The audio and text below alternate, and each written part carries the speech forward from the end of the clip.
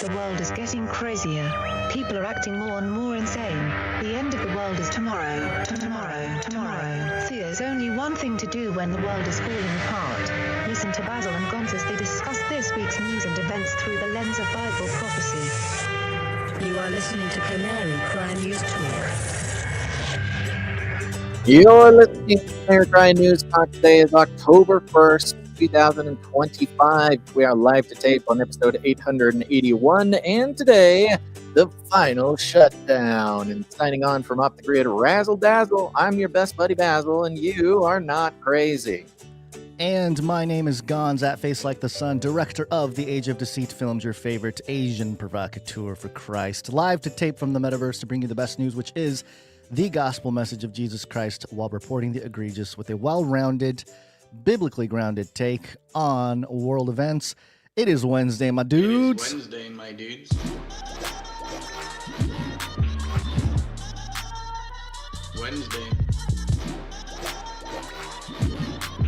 Wednesday. And it's time to sing happy birthday to MI6. That's Woo! right. The founding day of MI6. It was way back in October of 1909. Mansfield Cummings was chosen to be the lead for the foreign section of the newly formed Secret Service Bureau. In it. And the MI6 was born. It was October 1st, 2025. Blaise Metrowelli is scheduled to take over as the 18th chief of the Secret Intelligence Service, succeeding Sir Richard Moore. Step aside, Sir Richard Moore. It's time for Blaise Metrowelli. Oi! Oi, it's the MI6, innit? In it.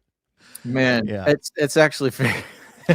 I was having fun with you for a second, then I got very sad about the recent news that Keir Starmer, who is basically getting thrown out of government. I mean, nobody likes him. He knows this is a horrible situation in the UK. But to fix that, his big plan to get everybody back on his side is to come out and announce that they are officially, voluntarily making a mandatory, free of charge digital ID. Just I love the God. mandatory optional, or whatever he called it. Optional mandatory biometrics to mandatory, buy or sell. voluntary, free of charge digital ID, CBDC, Big Brother. It's crazy. It's the thing I love about it, though. I don't know. We could grab a clip if we want. That did come out the other day, but it's finally occurring to him. And, you talk to some UK people, or you kind of watch what's going on over there. It's worse than ever. I mean, video after video of people getting, 7 years prison for a Facebook post, or having their doors knocked in and police show up because recent one, some child viewed a Facebook post and got a visit from the police to the mother, who simply viewed it. I don't even think she engaged with it or liked it. Maybe she did. I don't know. But from what I see, it just continues getting worse over there. Now, of course, there's big movements, big marches, big things going on. But the timing is just impeccable with old Keir Starmer over there. Finally admits that, okay, fine. If you want to slow down immigration, what we need to do is have this mandatory digital ID. So sorry, UK folks, we're rooting for you. We really are. Nothing's for sure. Nothing's permanent, but goodness gracious, what a day to celebrate the creation of MI6. The UK, for those who don't know or who have never seen, like a James Bond movie or something, that's the UK's version of the CIA. So, Yep. Cheerio. Congratulations, UK! You've made it. 117 years of the MI6. Great job, guys. Meanwhile, in America, it's the final shutdown, baby. Final shutdown. Shut it down. What are we doing? This clip We here? Yeah, we are day one of the shutdown of the United States government again. Oh, Well, no. this is like the third or fourth time since COVID, I think. So, but the media has an opportunity to really crank things up. And of course, fascism, fascism, everybody. This is what we're scared of. And, you start looking, we kind of touched on it last episode a little bit when it comes to the timing of everything that's going on. The DOGE retirement plan, having its deadline yesterday. We've got economic reports due. We've got lots of things that are supposed to happen right about now, but the shutdown is perfectly timed for a lot of reasons. And of course, we don't need to tell you guys this, but it's looking like a very elegantly well played out script from both the left and the right to take us in to that beautiful technocratic dystopia. But here's a clip on Fox about what can happen now. I mean, estimate for us, give us some ballpark numbers here. We've already had some sizable reductions in force. Actually, there's a number 300,000 floating around for this calendar year. That may or may not be the right number, but that number is floating around. Now, if there's a budget shutdown, as our own chat program suggested, almost ineluctably will be a budget shutdown, then you have the authority to reduce the federal employee count by roughly how much? Well, I'm going to let those kinds of questions extend until tomorrow and the days after. Right now, where we are, we have hours to go before a government shutdown, and it can be avoided.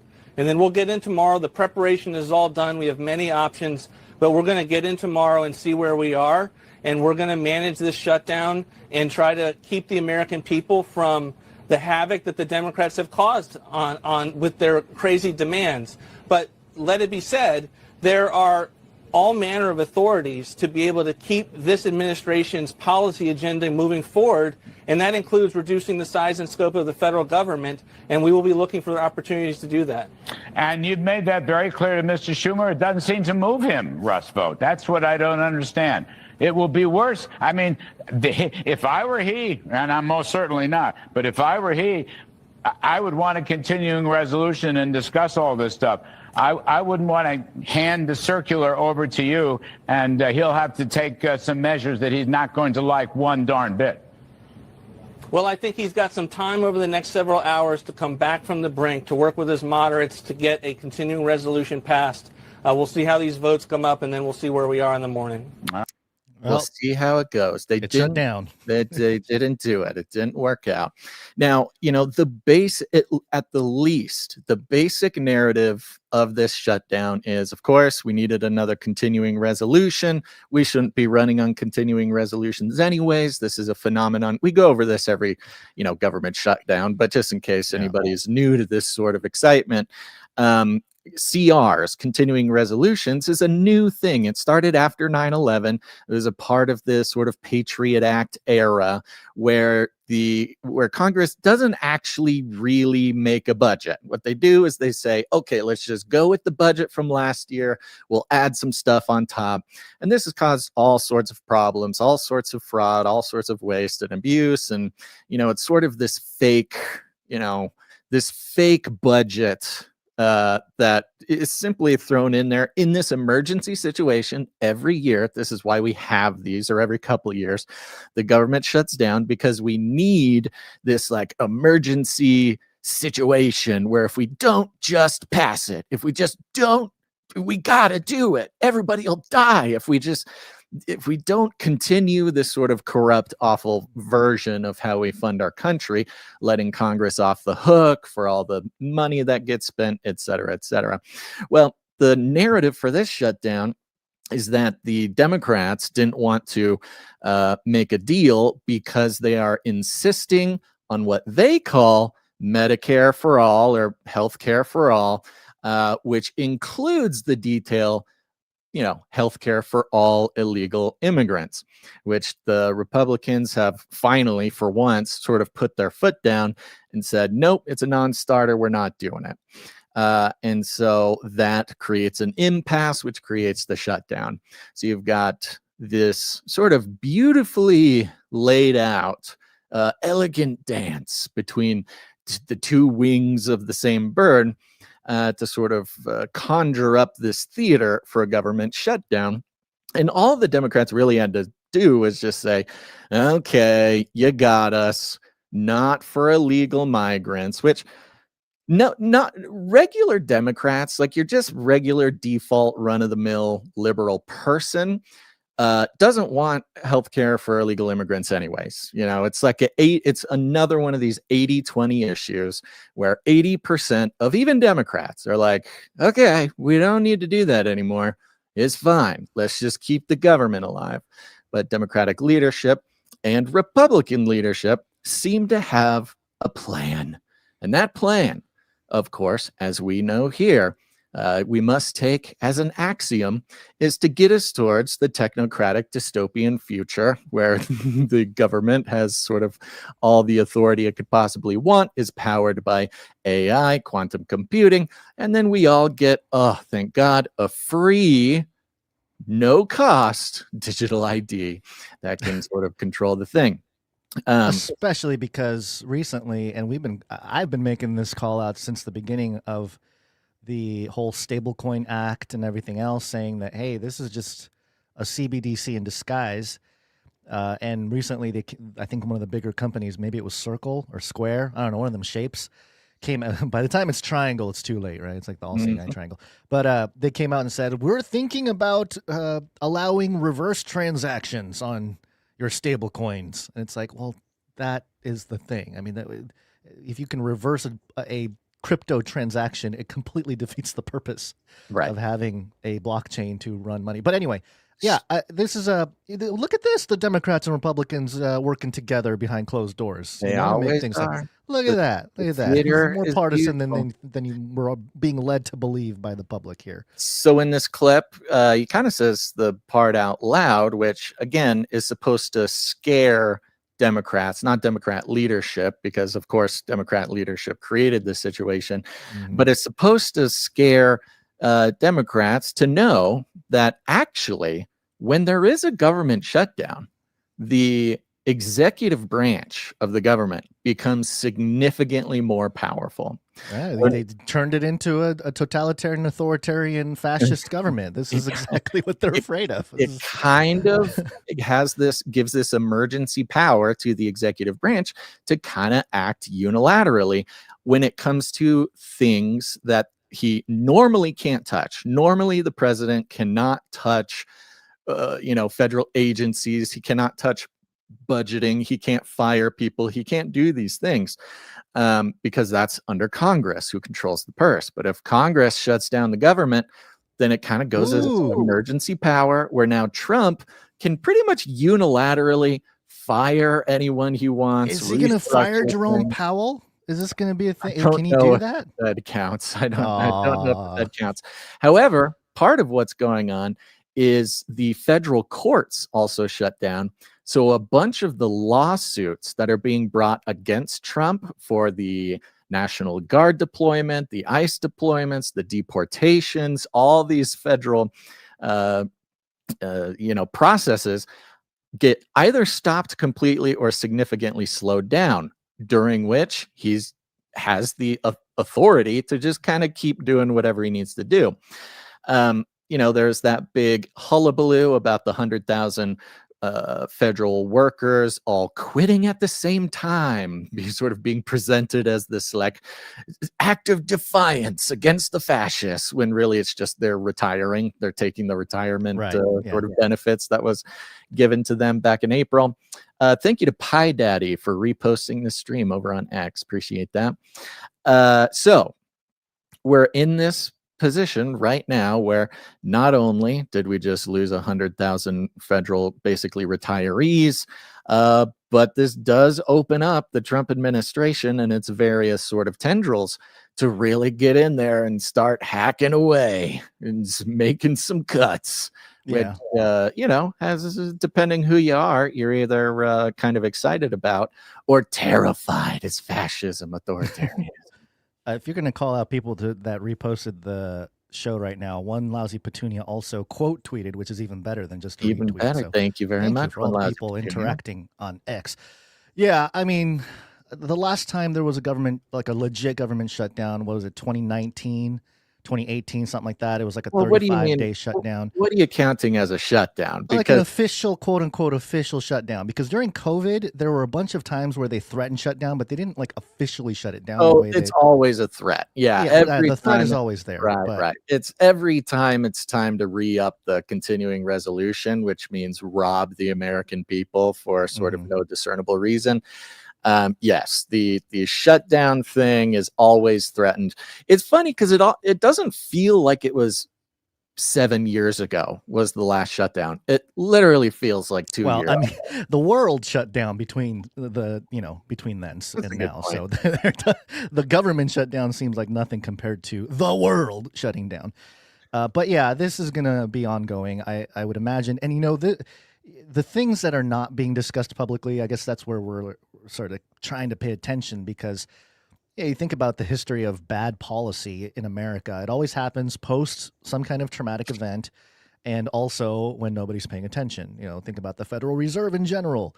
What was it, Christmas Eve or something? They voted on that when in the after hours after everybody left for vacation. So, government shut down, but just kind of try to keep your head on a swivel.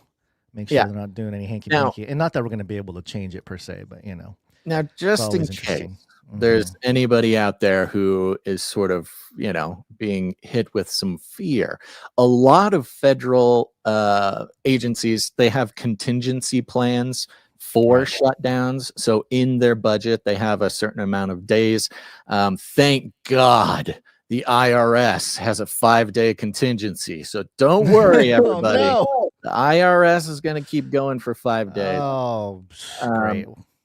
Part of the hullabaloo about shutdowns, mostly on the Democrat side, is they talk about, the postal service won't work, the military won't get paid. Everybody ends up getting paid, for the time that they work. It's just sort of gets taken care of. Track your hours, you'll be fine. Out in the wash, but not if you get fired during it. We'll see what kind of hacking away the Trump administration takes. And again, just to disclaim, I also want to be sensitive or sympathize with any of our listeners who are federal employees. And if you do get fired, I'm sorry. That's bad. It's not fun to lose your job. For non-government workers, hearing about the government work, it's almost impossible to get fired if you work for the government. You get all these nice things. You get the pensions, you get the holidays. It's a good gig if you work for the government, which does kind of play a factor in people's responses to federal workers losing their jobs, because to be honest, a lot of people are jealous of the government jobs. If you land a government job, you're pretty much set for life. Not that you're going to be a millionaire or billionaire, but the paychecks always arrive on time and you can't get fired for stupid stuff. So it's easy to lose sympathy for federal workers. So, well, especially because most people are 81%, according to this Reuters headline. They have the furloughs, which is temporary unpaid leave of absence from work. So you go on a little vacation, you're still getting paid. So extra hard to be sympathetic. You said unpaid. You said furlough is unpaid, but furloughs are paid, aren't they? Unpaid leave of absence from work. Yeah. Well, there you go. You get an unpaid vacation, which, again, normal people don't get paid for their vacations. But these government workers, they usually get paid for their vacation. What is a vacation? Have you ever had a job where you get paid vacation? No. You don't even understand the concept, do you? No, I don't. I don't even know what first of all, I don't know what a vacation is. Second of all, I mean, I've had jobs where they have I forget what they're called, like basically sick time available. Like if you're sick or you got something going on. Days or sick days. Sick days, days, you get personal days. But not paid vacation. Paid vacation is different. This sort of our UK and Europe listeners are like, what? You don't get 3 months paid vacation every year? That's a What? foreign concept over here. Yeah. Anywho, I don't know why we got off on that, but just a couple of notes here. The FCC, the Federal Communications Commission, which is notable because this was the institution that was getting blamed for Jimmy Kimmel, getting fired or whatever. FCC suspends most normal operations, furloughs 81% of staff. Which they have, let's see here, it has furloughed 1,044 employees and suspended most normal operations after a lapse in U.S. government funding. The U.S. telecommunications regulator said it will stop answering consumer complaint and inquiry lines. Oh no, we can't complain about Jimmy Kimmel. Halt consumer protection and local competition enforcement, as well as ceasing licensing services, including broadcast, wireless, and wireline, meaning nobody can open up a brand new TV station right now. So sorry for everybody who is doing that. Now, of course, yeah. I was going to say the FCC, what are they giving away kind of their numbers? 1,200, almost 1,300 employees for the FCC. I guess that makes sense. Does every government entity like this have about 1,000 employees? 1,000. Well, the IRS has like 80,000. Well, I know the IRS, yeah, because they went on a hiring spree under Biden with training them to. 1,300 is way too many for the FCC. I was gonna say it is. It feels like a lot. What are you doing? And yeah, most of them are just answering phones and stuff. I mean, I don't know, whatever. Well, at the same time, we know what's going on here. The idea has always been, since the beginning of the Trump administration, to shrink the federal government, to get rid of the warm bodies in the buildings and replace them, of course, with AI. We're over here at, what is this? This is Washington Post. This is from July. So this is a throwback just to kind of show, because there aren't any headlines or anything explicit saying that, hey, during this shutdown, we're releasing some AI to, maintain government operations or something. That's not, number one, being reported. Number two, I don't know if they're technically doing that, although I'm sure simulations have been run, that's Basil. the weird thing, right? That's part of the narrative not being told here is since the beginning of the Trump administration, it has been the mission to get rid of government workers. There's 2 million of them in total. They want to cut that by a lot. I mean, with the recent DOGE retirements and the amount of furloughs so far, we're sitting at about 850,000 federal employees not going to work this week, which cuts the government in basically half. In the amount of a couple days. Again, unfortunately, IRS fully staffed for 5 days. Of course, yeah. Well, there's something to be said about the IRS. The human capital there, it makes things go a lot slower. But this headline from Washington Post back in July: DOGE, that's the Department of Government Efficiency, builds AI tools to cut 50% of federal regulations. An internal proposal suggests how the Trump administration is planning to slash federal regulation, but obstacles loom. And this is a great opportunity to stress test some AI, maybe not publicly, but at least in the back end, to be like, okay, how much can our AI systems really run if half the people just decide to walk out, or, we cut the jobs, whatever it may be? Because if your job for DOGE, if their mission is government efficiency, hey, look, it's the same argument, Basil. AI is not going to sleep. They're not going to complain. They're not going to want vacation. There's no furloughs for AI. They're just going to keep working. They're going to keep working. And I bet you it will make things more efficient. The government is extremely slow as a feature, not a thing. Exactly. It's a feature. The government to be more efficient. That's bad. I know. It's a feature, not a bug. But it's just interesting how it's not. I've noticed a couple people mention the aspect of AI in all of this, but not enough. I think most people are just kind of stuck in the political. It's the untold narrative. It's the untold narrative in the mainstream, which is there's a secret underlying implication as to what's going on, but it is sort of deafening the silence that the mainstream has on the AI issue right now, which, that it's all very well orchestrated, right? That the mainstream media is not here in opposition to the establishment. Everything they do and report on is ultimately serving, the final shutdown or whatever. Well, I actually, I was imagining this moment here, and we'll see how long the shutdown goes, whether it's a week or 35 days as it was back in 2018. But one of these days, I can imagine a shutdown that is very much reminiscent of what we had with COVID. 2 weeks for new policy, just 2 weeks, guys, 2 weeks. Yeah. And then slowly implement AI. And after about a month, people are like, well, things are running okay. In fact, they're running better. We said 2 weeks to whatever, I don't know, flatten slow the spread, flatten the curve. Flatten the curve. Yeah, all that stuff for COVID, but for government, maybe, I don't know, new policies or whatever, new negotiations.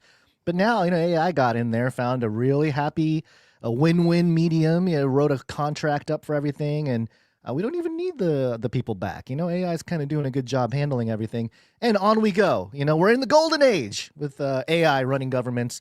No longer do we have Chuck Schumer up there, meandering around and proposing ridiculous policies. A couple things that are making the timing of this very interesting because of the shutdown. The DC federal courts have pumped the brakes on Trump policy legal fights amid shutdown. So you're talking, the ICE court battles, the deportations, all these sorts of things. But pretty much every step that Trump has taken over the past 6 months is being challenged in court. All of those get slowed down or put off or whatever, it basically indefinitely until the government gets back up and running. There was with the government shutdown, the jobs report for September is going to be pushed off, and that's an issue because of course jobs in August, the job numbers were not good. Now, there's a couple of different angles on that. Of course, the Trump administration stopped including government jobs in the jobs report because previously that's a good way for the U.S. government to hide bad jobs numbers. Is they go, oh no, we're down 20,000 jobs from last month. Okay, well, let's make the IRS hire 20,000 people. There we go. We can fix the jobs numbers using federal jobs as a valve for this, right? Well, that was all part of DOGE, all part of the change was not counting federal jobs towards the jobs numbers. And so, you're looking at decreases in jobs at the same time, that the government's shutting down, so they can't post the jobs numbers at the same time that they're cutting, who knows how many jobs. Yeah, because the job numbers were, they're revising some of the job numbers from August or something. They always do. They always do. There's like a 3 or 4 week delay, and it's always like, hey, look at the jobs, they look great. And then like 3 weeks later, they're like, oh, sorry, we were off by 70%. We're actually behind on all that. 89% of the EPA has been furloughed. Hey, EPA, shut it down. Of the EPA, which has its own sort of craziness going on right now, due to Trump kind of coming in, messing stuff around. Right. So there's a lot of these economic related reports, institutions, we're right in the middle of a tariff battle again. All these things happening, and it all kind of gets put on pause during a government shutdown like this. I was looking up some other governments around the world that are using AI, and we just reported on Albania recently, maybe a couple weeks ago. Diela, the AI minister that does some, it was meant to curb corruption. That's kind of how they presented it. Qatar recently signed a 5-year deal with Scale AI. Remember Scale? Mm-hmm. And they're using it for efficiency and data optimization. Romania is using AI and robotics to assist farmers applying for EU funds. So that's kind of interesting. Germany also using AI to reduce red tape and faster processing for visas and vehicle registrations, medical licensing, all that kind of stuff. It's really, the UK is really, they're the Middle East and the UK already implementing some of this, or not UK, but Europe, with the UK specifically also doing the fraud risk assessment accelerator. It's to protect taxpayer funds and to defer fraud. So AI is already creeping into governments across the pond. And of course we are too. I just don't, it's not being talked about. And I would imagine this is like the greatest question. If we had a seat in the White House press thing that we applied for, we did not hear a response. That's what I would ask. I would say, hey, what kind of AIs are, if at all, are being used to analyze this government shutdown or to assist in it or whatever. But and that's why we don't get our seats. That's why we don't get the White House press passes. Okay. Well, we've got some big technocracy news coming up here. Before we jump into that, I want to thank one of our executive producers, Gons. Yes. We're going to thank, of course, the one. You know what? Let's thank producer. Where's my tab here? Producer Trevor G. Thank you very much. Trevor G. Executive producer Trevor G. coming in helping out with this. He's a true G. That's what I'm going to say. Trevor G, the true G. That's right. Now G. I want to also thank everybody who joined the Canary Cry text message alert system. I highly recommend everybody do this if you want to separate yourself from reliance on the YouTube algorithms, the YouTube establishment. They tell us outright they only send 2% of our subscribers a notification when we go live. Which we always get lots of messages. Didn't get the notification. We actually did go live yesterday for an experimental 30-minute show, and we got a lot of people who said, "Oh my gosh, I didn't get a notification. I didn't know you were going." We also did not send out the email or the text message list. It was an experiment. Who's paying attention? Those of you who saw it, if you enjoyed the sort of shorter little segment, we weren't trying to replace the show, but trying out a little bit more of a segmented stream. We'll see how that goes. But if you want to make sure to never miss a show, here's what you do. You take out your phone, you open the text messages, and you text the word Canary to 877-740-3226. Again, you have to text the word Canary to 877-740-3226, and we'll send you a text before we go live throughout the week.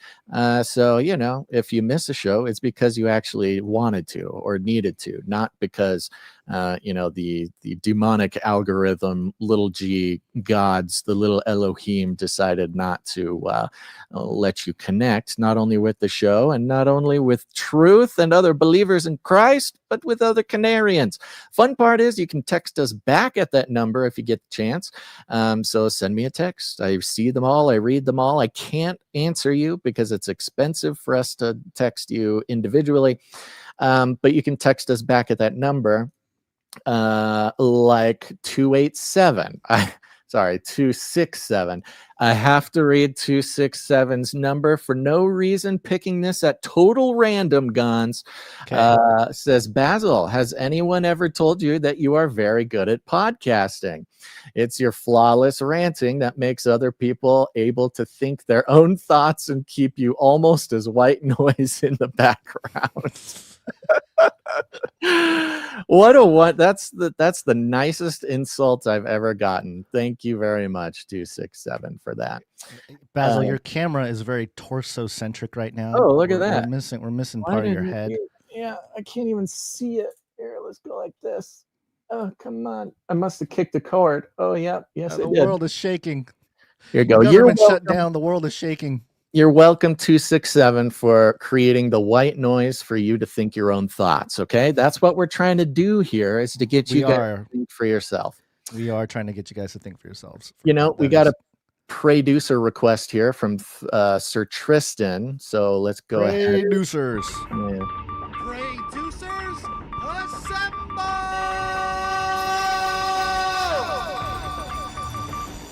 Says producer Sir Tristan here. Still would appreciate prayers for for myself and my wife Katrina.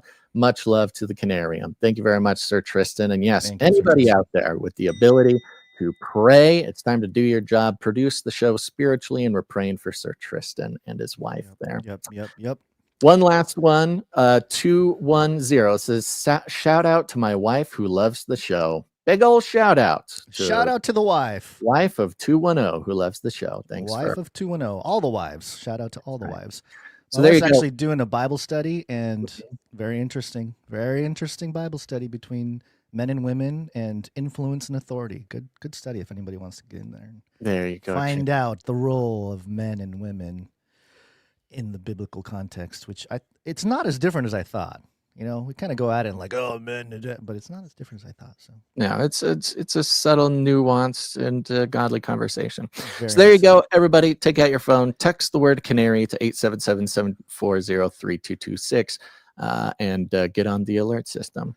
Real quick, Basil, because of the text message system being a system for people that, you know, if they don't get notifications from places like YouTube, I do just want to remind everybody that Trump did obtain another settlement from YouTube. YouTube agreed to pay Trump $24.5 million for censoring his channel. And I just want to know where my... It feels like there should be an opportunity here because... class action kind of deal? Losing our channels 2 weeks from each other in 2001 with the momentum that we had, the viewership that we had, the subscribers that we had, losing that right in our prime. I mean, there's some serious financial recompense, to be had for that. So we'll keep an eye out. I mean, I'll take 0.001% of this, which is what, like $240. I'll take that, you know. Of what? Oh, of the $24.5 million that Trump is pocketing from the censorship. I think you can get a little bit more than that. I think shoot for the moon, guns, land amongst the stars. All right, time for the next segment here. A little update on some nuclear energy and Bill Gates and moving into the new age. Bill Gates. The super painful. We're taking things that are genetically modified organisms, and we're injecting them in little kids' arms. We just shoot them right into the vein, We will launch a new age. This is coming from Yahoo, mirroring TCD, and the headline here: Bill Gates backed company moves to build new age nuclear reactor on U.S. site. Quote, today marks an important step forward.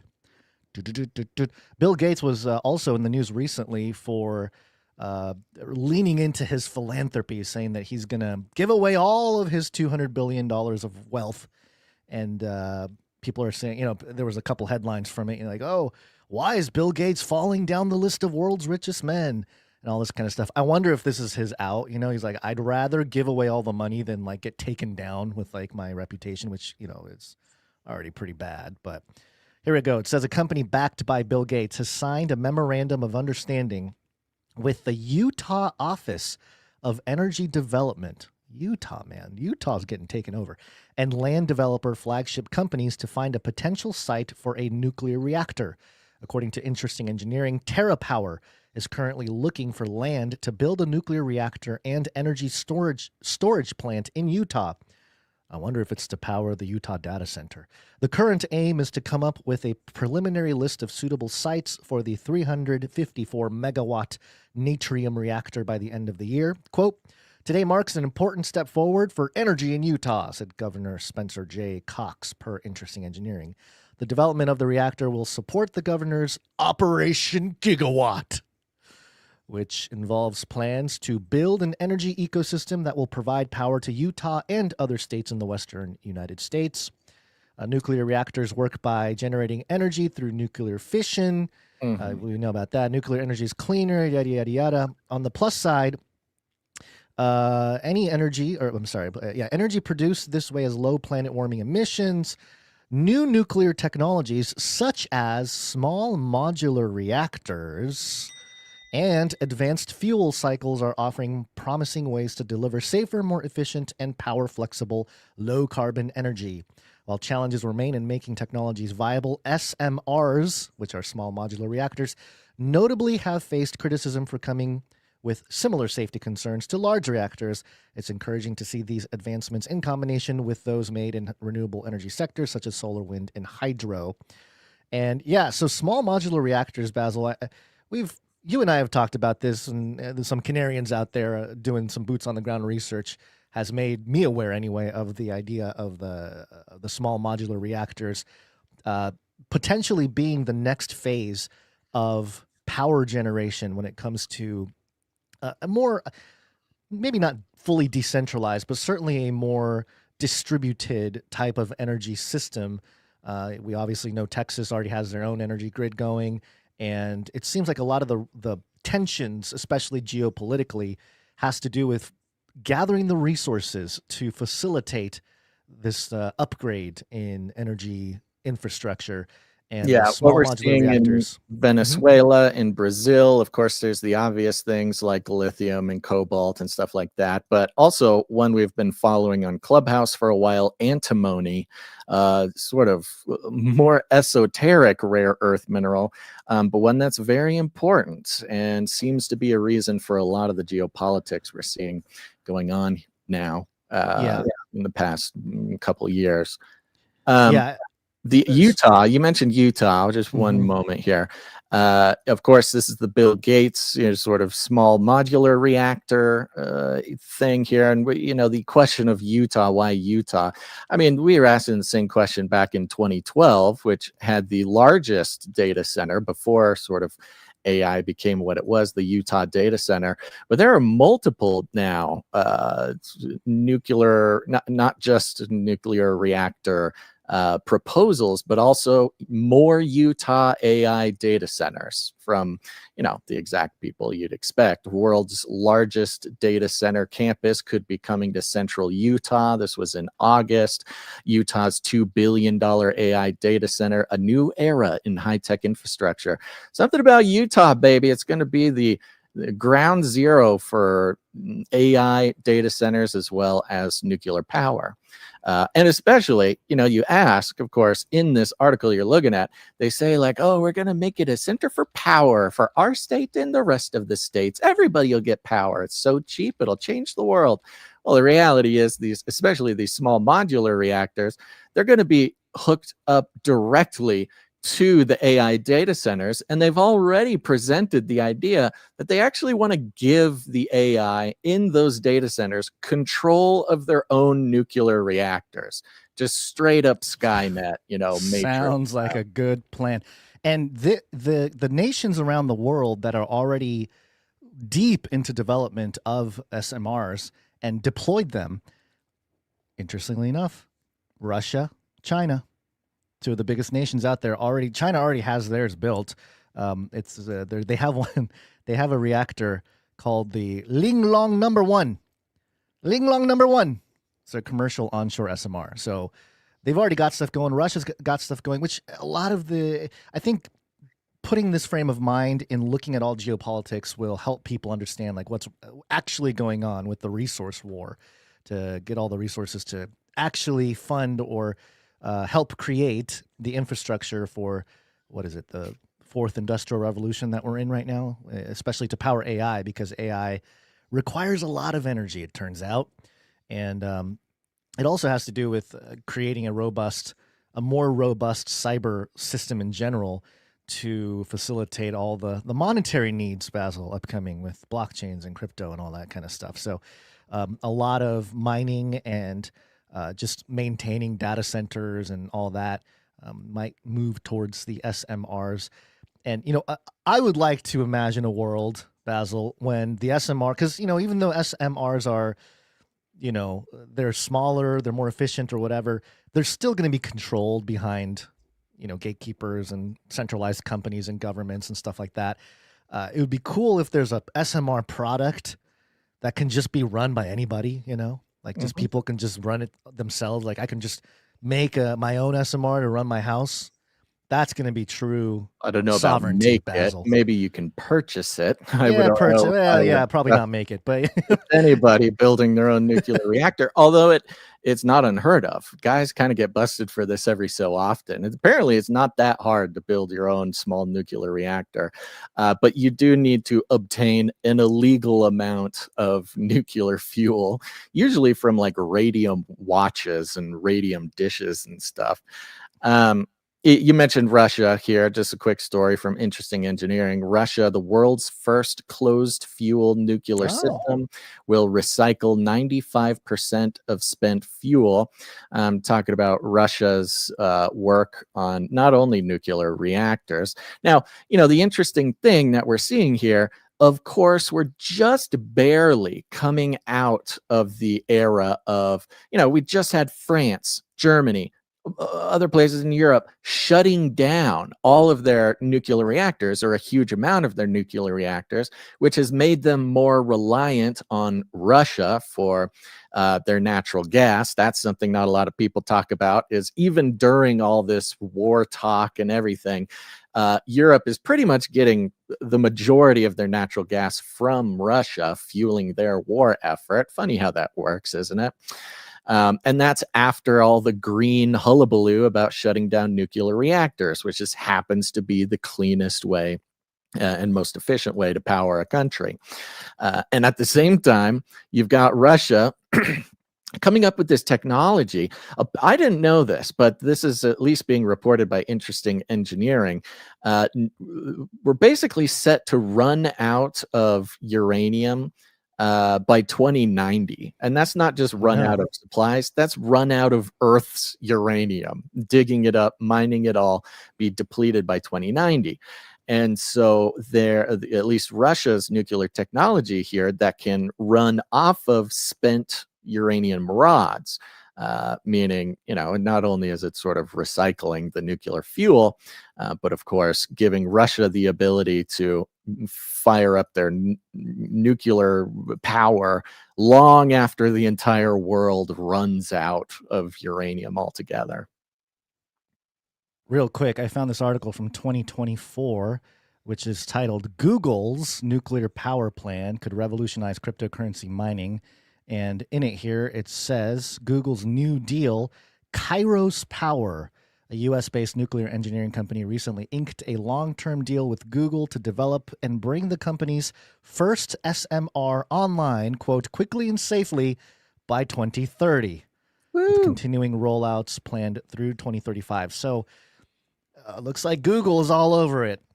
Darn, we had a chance, but it's too late. Google's already all over the SMR game. And this shows, a lot of the U.S. government, regardless, man, the deeper we go with all this stuff, Basil, we know about the right-left paradigm and how it's sort of a distraction and the false duality and all this kind of stuff. But when you start looking at specific things like SMRs, looking at giant companies like Google, likely working with the U.S. government to ensure the U.S. maintains some level of supremacy when it comes to energy production and whatnot in the world, or at least fighting for it.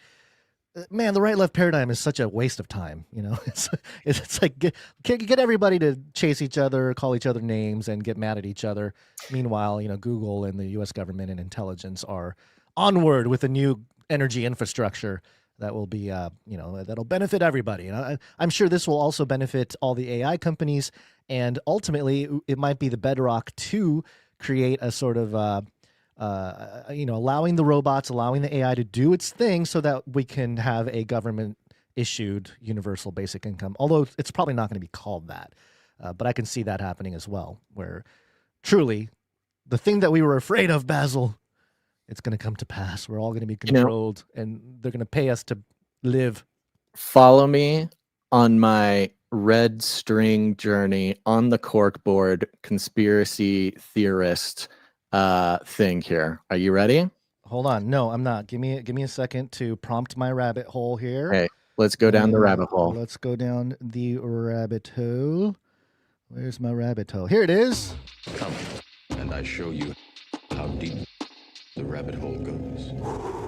Okay, talking about nuclear power. We're talking about the future technocratic dystopia, which requires these minerals, right?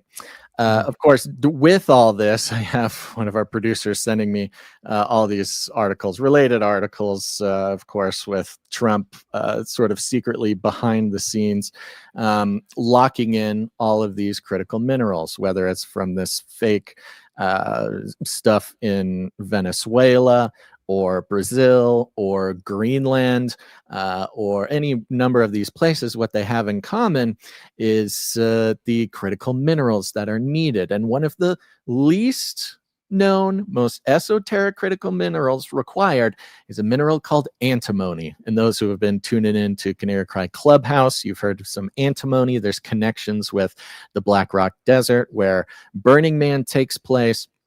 But follow me here. The Black Rock Desert. Okay, let me go even further, way further back. The Watchers.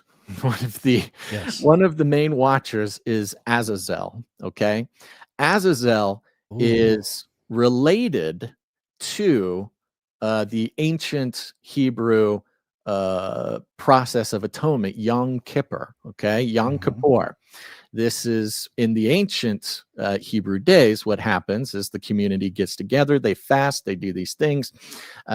This is when they make a sacrifice to atone for the community's sins, but they also have what's called the scapegoat. The scapegoat is a goat, and they sort of ritualistically strap all the sins of the community to this goat, and they don't kill it. They kill the lamb, but the goat they let go off into the desert. They set it free, right? To sort of symbolically carry away the sins of the people on the back of this goat, goes into the wilderness. It either dies or gets taken by somebody else. But the point is that the sins are gone. They're not our problem anymore. Where the goat goes into the wilderness is called Azazel, who is with also the name of the Watcher, Azazel. The Watcher, as named in the Book of Enoch. That's right. Yeah. You send the scapegoat out into Azazel, where the sins are gone, and blah, blah, blah. Then Azazel, the Watcher, comes, and he is the one who taught humanity how to build weapons, how to build I know armor. exactly where you're going, by the way. Where to, taught the women to wear makeup, yes, to make jewelry. And there's only one thing that is mentioned in the sort of skills and teachings of Azazel that isn't sort of a skill, and that is antimony. Right there in the Book of Enoch, it says he taught him how to make swords and shields and makeup and jewelry and antimony. And antimony, I guess non-surprisingly enough, is the only material that's actually named alongside Azazel, with all these sort of concepts of technology included. It didn't say iron and steel and blah, blah, blah. It just says antimony. Coincidentally, antimony is used in all of these things, in swords, shields, armors, makeup, jewelry, all these things. So antimony goes all the way back to Azazel, Yom Kippur. Just happens to be that Yom Kippur shows up in the Hill's ongoing coverage for the government shutdown. 25 minutes ago, they say, senators gone for the day. Senators have left the Capitol for the day.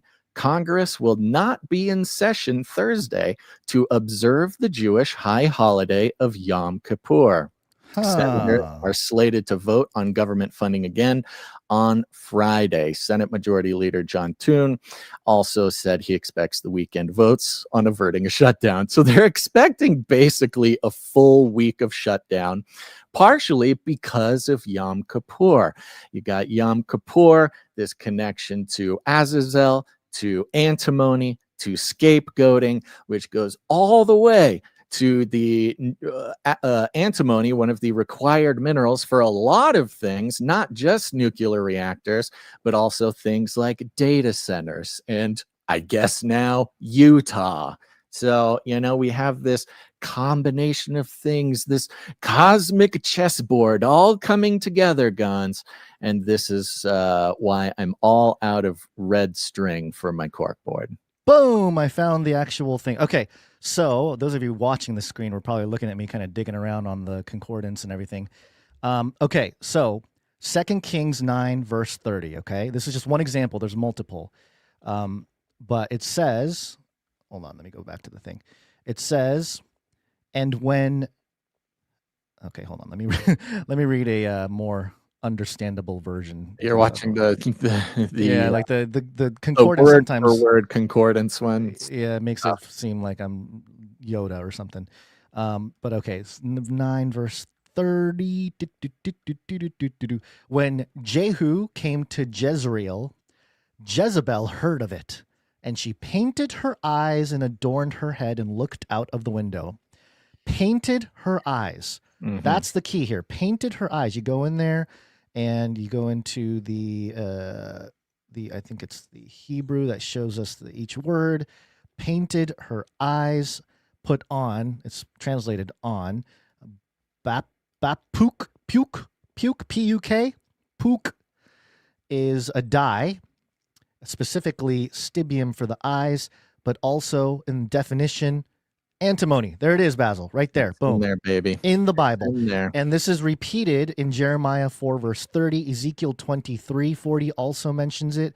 So, yeah, who would have thought that a little mineral has so much to do with all the modern technology and the Watchers. It's the most interesting thing about it, especially if you're into Watchers and Nephilim and, the Book of Enoch in general, is, on this list of technologies, which we can trace towards basically all the problems we have in the world today, not only weapons and war and things like that, but also, these sort of confidence emergency, the way we see ourselves, the social media disasters, young people, young women especially, being given beauty standards and that are sort of unattainable, but also encouraged, doing things to the body that are not so, healthy, even down to sort of toxins inside of these products. I mean, from start to finish, this Azazel brought technologies that, of course, have brought humanity into a wonderful technological age. Nothing that we have that we take for granted today could exist without antimony. And it's all thanks to this guy who has the direct, at least, what's the word, nomenclature relation, the sort of ancient connection to Yom Kippur, which, happens to fall exactly directly in the middle of this government shutdown. Thursday will pretty much be the exact middle of the shutdown, based on John Thune's assumption that they're gonna, figure it out at the end of the weekend, basically next Monday or so. Mm-hmm. That's very interesting. Yeah, antimony also used quite a bit in computing for semiconductors. It's being used to develop certain things for quantum and AI and blockchains, and it's a good fire retardant. Apparently, it's good for batteries. It's already being used. Mm-hmm. MIT developed some technology with it to keep things running cooler, and if there is a fire that breaks out, it'll suppress that.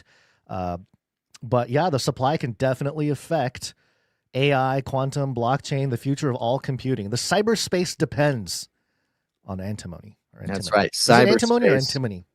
I've said it both ways and I've heard it both ways, and you make the comment that the sort of digital world depends on antimony, this sort of parallel universe that we all live in. We both live in the physical world, God's creation, but also this parallel realm that sort of doesn't exist physically, but it's just as real, and we've talked about the digital world as the sort of fallen counterfeit of the spiritual realm.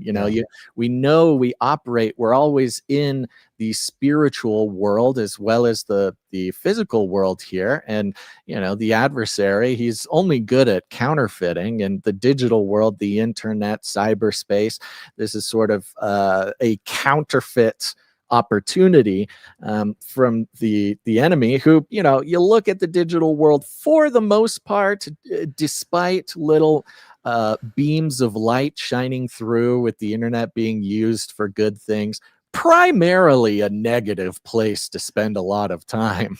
The symbolic aspect of Azazel teaching makeup and painting antimony or antimony-based stuff on their eyes, like just the symbolic nature of like, we're gonna, you know, this is blinding you. This is it's gonna make you beautiful. Yeah. Sure. Yes, right. But you'll be, you know, and it's usually blinded to the truth. Eyeshadow, you know, usually black, you know, you're putting black over your eyes. Yeah, there's a lot going on there, man. There's a lot going on there. And luckily we get the freedom to go down these rabbit holes thanks to our value for value system and our producers who come in, they support the show with their time, their talent, their treasure. We have another executive producer we want to thank today. And if you want to learn all about it, or if you get value from this show and you want to put value back in, remember, we get no money from corporations, commies, cartels, advertisements, sponsorships, platform partnerships, nothing, not a single dime. We're entirely supported and sustained through the value for value model, which means by you. If you're someone out there who gets value from the show and you have woken up to the reality that, oh, this economic mammon worshiping system where corporations or institutions get to purchase my attention, get to purchase my consciousness, and through podcasters and things like that, they get to purchase your trust for a relatively small amount of money. And you might think, well, all these things are free. They're not free. In fact, they're the opposite of free. They demand what's way more important than money to you, and that is the sort of invasion of your spiritual, your psychological life. And so here, we don't do any of those sorts of support mechanisms. We don't let any other incentivized groups get their little fingers to worm into your time you spend with us. And if you're someone who's woken up to the fact that, oh, that's actually, wow, that's actually a pretty big deal. And it's also a pretty big deal that we've been able to continue doing the show like this for so long. But it's only possible when people go, oh, this is valuable to me. I want this value to continue coming. And so I'll put some value back in. It has to come back. And it can come back in all sorts of different ways. It's not even all about money. You can produce the show with your time, your talent, your treasure. Go to canarycry.support to learn all about it and get involved there.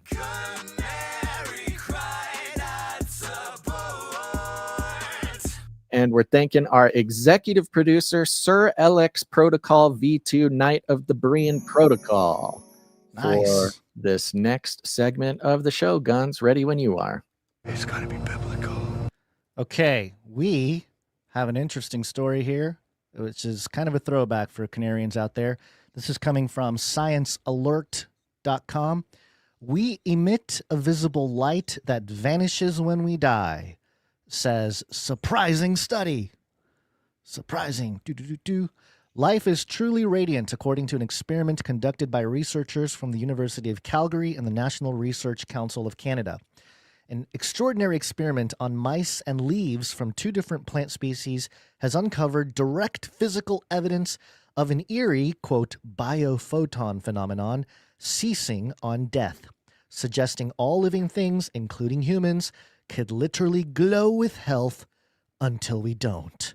The findings might seem a little fringe at first glance. It's hard not to associate scientific investigations into biological electromagnetic emissions with debunked and paranormal claims of auras and discharges surrounding living organisms.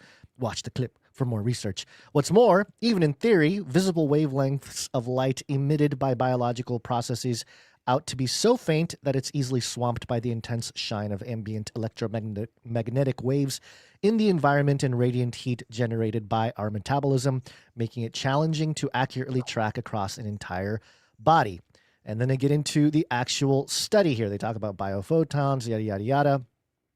To determine whether the process could be scaled from isolated tissues, which where they saw this, To entire living species, the researchers used electron-multiplying charge-coupled device and charge-coupled device cameras to compare the faintest of emissions from whole mice, first alive, then dead.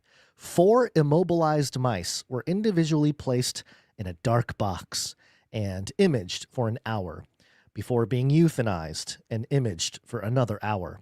They were warmed to body temperature even after death to keep heat from being a variable. Man, there's some zombie type experiments going on there with the mice, but I guess it's nothing new. To research, the researchers found they could capture individual photons in the visible band of light popping out of the mouse cells before and after death. The difference in the numbers of these photons was clear, with a significant drop in UPE in the measurement period after they were euthanized. They got a little chart here that shows alive and the photons they're emitting while they're alive and then after death. A process carried out on thale cress and dwarf umbrella tree leaves revealed similar bold results, stressing the plants with physical injuries and chemical agents provided strong evidence that reactive oxygen species could in fact be behind the soft glow.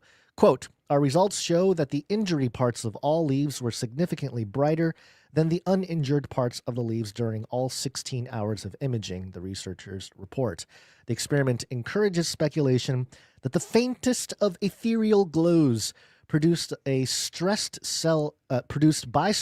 cells may perhaps one day tell us whether we're in radiant health. This is Radiant science health. alert. They're starting to sound super new agey, you know? They're like, your aura. We know it's so easy to dismiss the aura, but here we are. There's scientific evidence for the aura.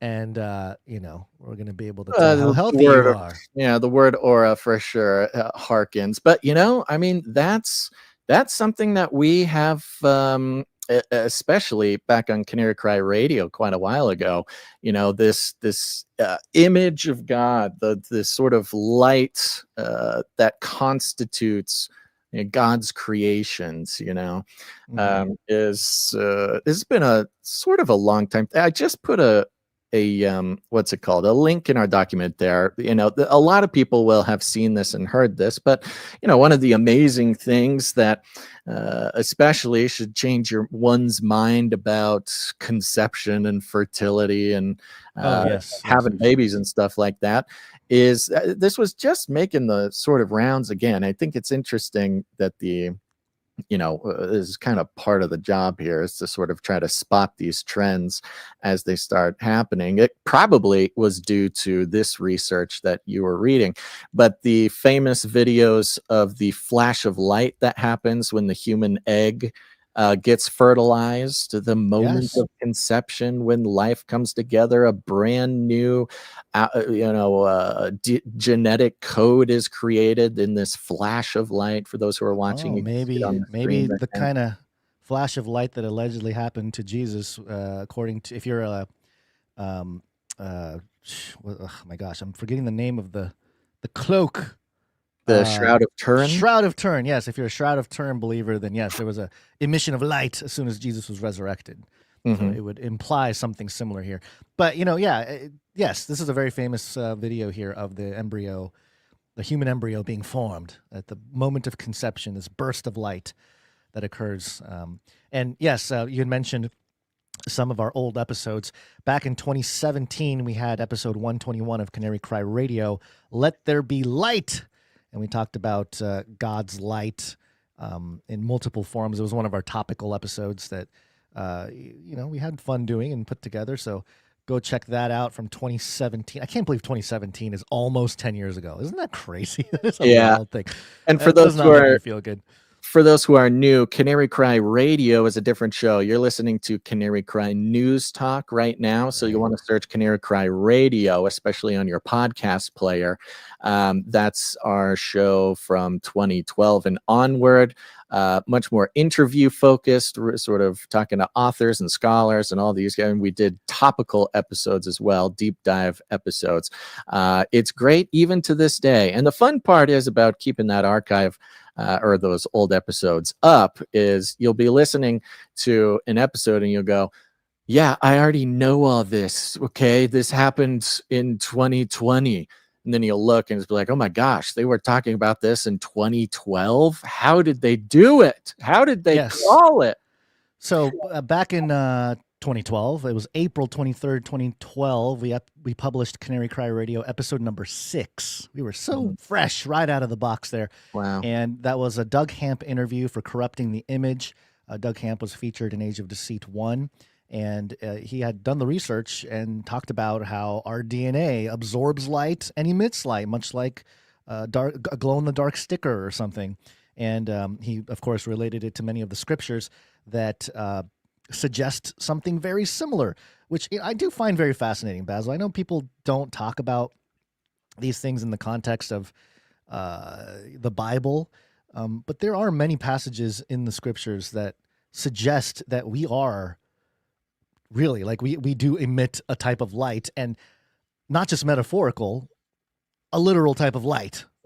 Right. You know, and I think that's where maybe the metaphorical interpretations have not done a service, like dying on the hill of metaphor when it comes to some of this stuff has not necessarily been a great thing. You got 1 Matthew 5.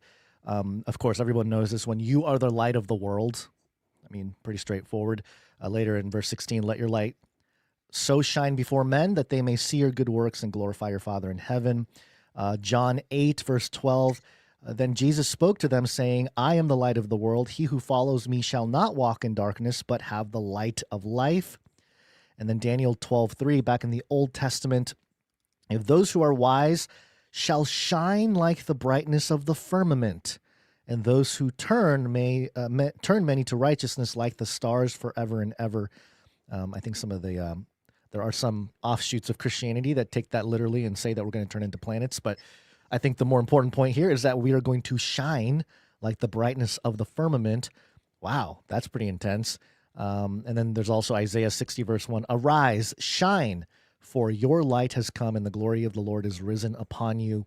And even in the name, face like the sun, this idea that Moses was, first off, in the Old Testament, he came down from Mount Hermon, or maybe not Mount Hermon, whatever mountain he was on when he got the 10 Commandments, and his face was glowing so brightly that they had to put a bag over his head. And then also Jesus' transfiguration, face shining like the sun. So there seems to be this light, a physical light that will intensify in our resurrected state. And clearly the fallen state also emits light because we are living creatures created in the image of God, and just a living being in general, one that has the breath of life in it. And maybe that's what it is too, that the breath of life.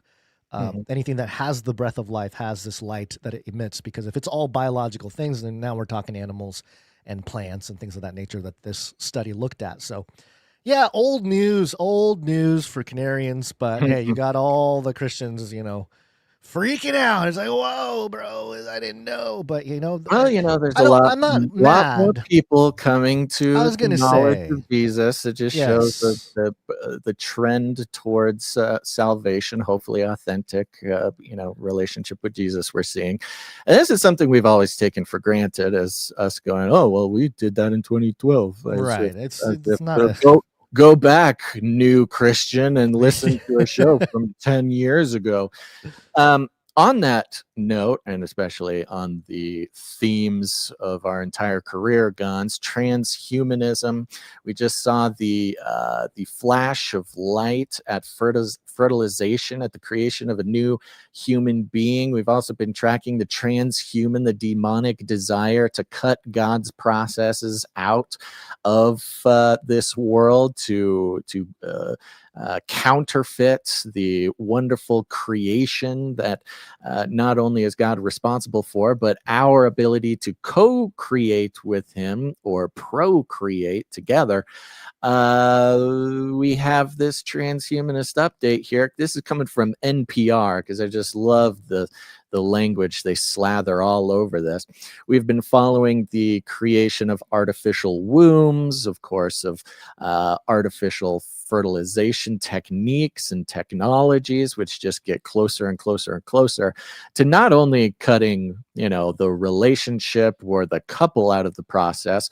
Of course, cutting the man out of the process is easy peasy, but cutting the woman out of the process, one of these sort of dark demonic trends that we've been seeing, that goes along with lots of the downsides of progress, that social progress especially, that has created fertility crises, which has created regrets from generations of women who were told, getting pregnant is the worst thing in the world. So either don't do it or consider it a medical emergency if you need to get an abortion, or, this entire culture that we've lived in for several decades now, that has resulted in an absolute crash, not just in population, but in fertility.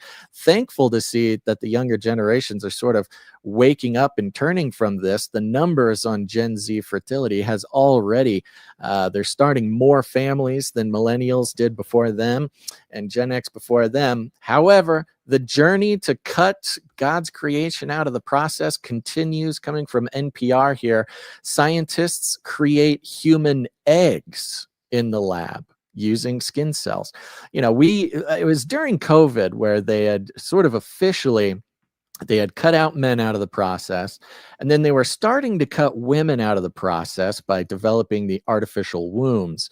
And we even said back, I think this was 2022, oh, there's only one last thing they got to cut out, and that is the egg, because there is a timeline on female fertility, and this kind of weird technological process of freezing eggs, extracting eggs, is not, it's fairly traumatic on women who go through that sort of thing. And so they needed to sterilize it even more. And here we go. They've done it. Only took them a couple of years. Scientists create human eggs in the lab using skin cells. Scientists have created human eggs containing genes from adult skin cells, a step that someday could help women who are infertile or gay couples have babies with their own genes, but would also raise difficult ethical, social, and legal issues. You don't say. Quote, it's a significant step forward, says Shakrat Mitalipov of the Oregon Health and Science University in Portland, who led the research published in the journal Nature Communications. Millions of women can't have children using their own eggs because of their age or other reasons. So scientists have been trying to create human eggs in the lab that carry the genes of the people struggling to have children. The field is known as in vitro gametogenesis and involves researchers around the world, including in Japan, as well as the US biotech companies. Quote, this technology would allow many of these women to have genetically their own eggs and to have a genetically related child, says Mitalipov. NPR in a different context would be calling this eugenics, I think the in vitro game to Genesis game. I know that's not pronounced that way. Oh, I see. Yes. Gametogenesis. It's game, like a game. This is not a game. To Genesis, the whole thing, right? Like they're trying to be their own Genesis. They're playing this game. Yeah. It's interesting because the argument from those who are so solidly in the stop having children camp say, oh, why do you need to have your own children? You're a bad person for wanting a children with your genes. There's so many children that you can adopt. There's so many ways.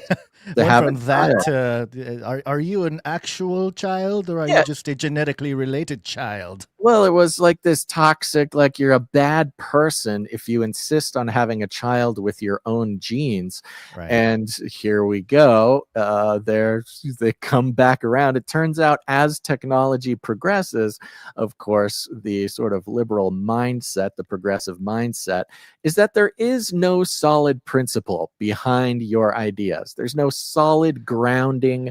There's no men or women. No truth. We're going to make female eggs. No eternal foundation for your ideology. So as technology progresses, as society progresses, you can just kind of change your approach to the whole thing. I seriously think this is like one of the main problems why those who are sort of under the progressivism umbrella or spell, and those who are a little bit more traditional or conservative. It's this understanding of like, no, there is a ground of truth. There are principles, and thankfully we see society going back this way in recent year here, with the increase in interest and devotion to Christ.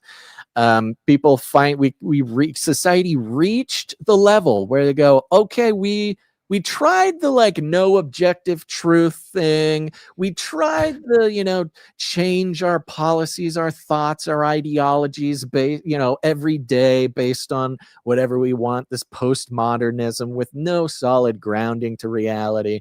The galaxy is made, not of atoms, but of stories. I am what I think I am.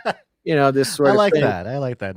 We're not made of atoms. We're made of stories. Yeah. Whereas those on, I like to think, our side, we're like, no, there is actual truth. There is actual reality. Not everything is just a story you tell yourself. This is a core principle that is separating different pieces of society now.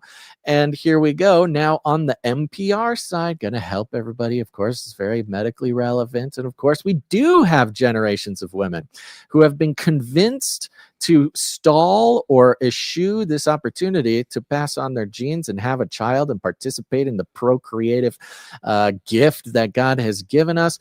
They've passed on that for the journey, the following of their own desires, their own the fleeting empowerment, Basil, empowerment for women to vote. And well, yeah, we can go back as far as you want, and you got scores of women being like, oh my gosh, I made a huge mistake. I've been lied to. This is horrible. I mean, there's horrible stories of these women coming to this realization, especially millennial women now approaching 40, being like, oh no, what did we do? Yeah. But don't worry, because now we have we have surpassed the status of mere human and taken one more step up the Tower of Babel to become gods ourselves. Give us a piece of your skin. We can make you an egg, because of course having a child with your genetic code is important. Of course, well, it goes even genetically related to you is important. Whoever told you that's not the case? I mean, we did think that yesterday, but we changed our minds today. So here, pay us tens of thousands of dollars. Let us pump you full of hormones and synthetic stuff to try to give you what you naturally had. You were naturally a machine for procreation.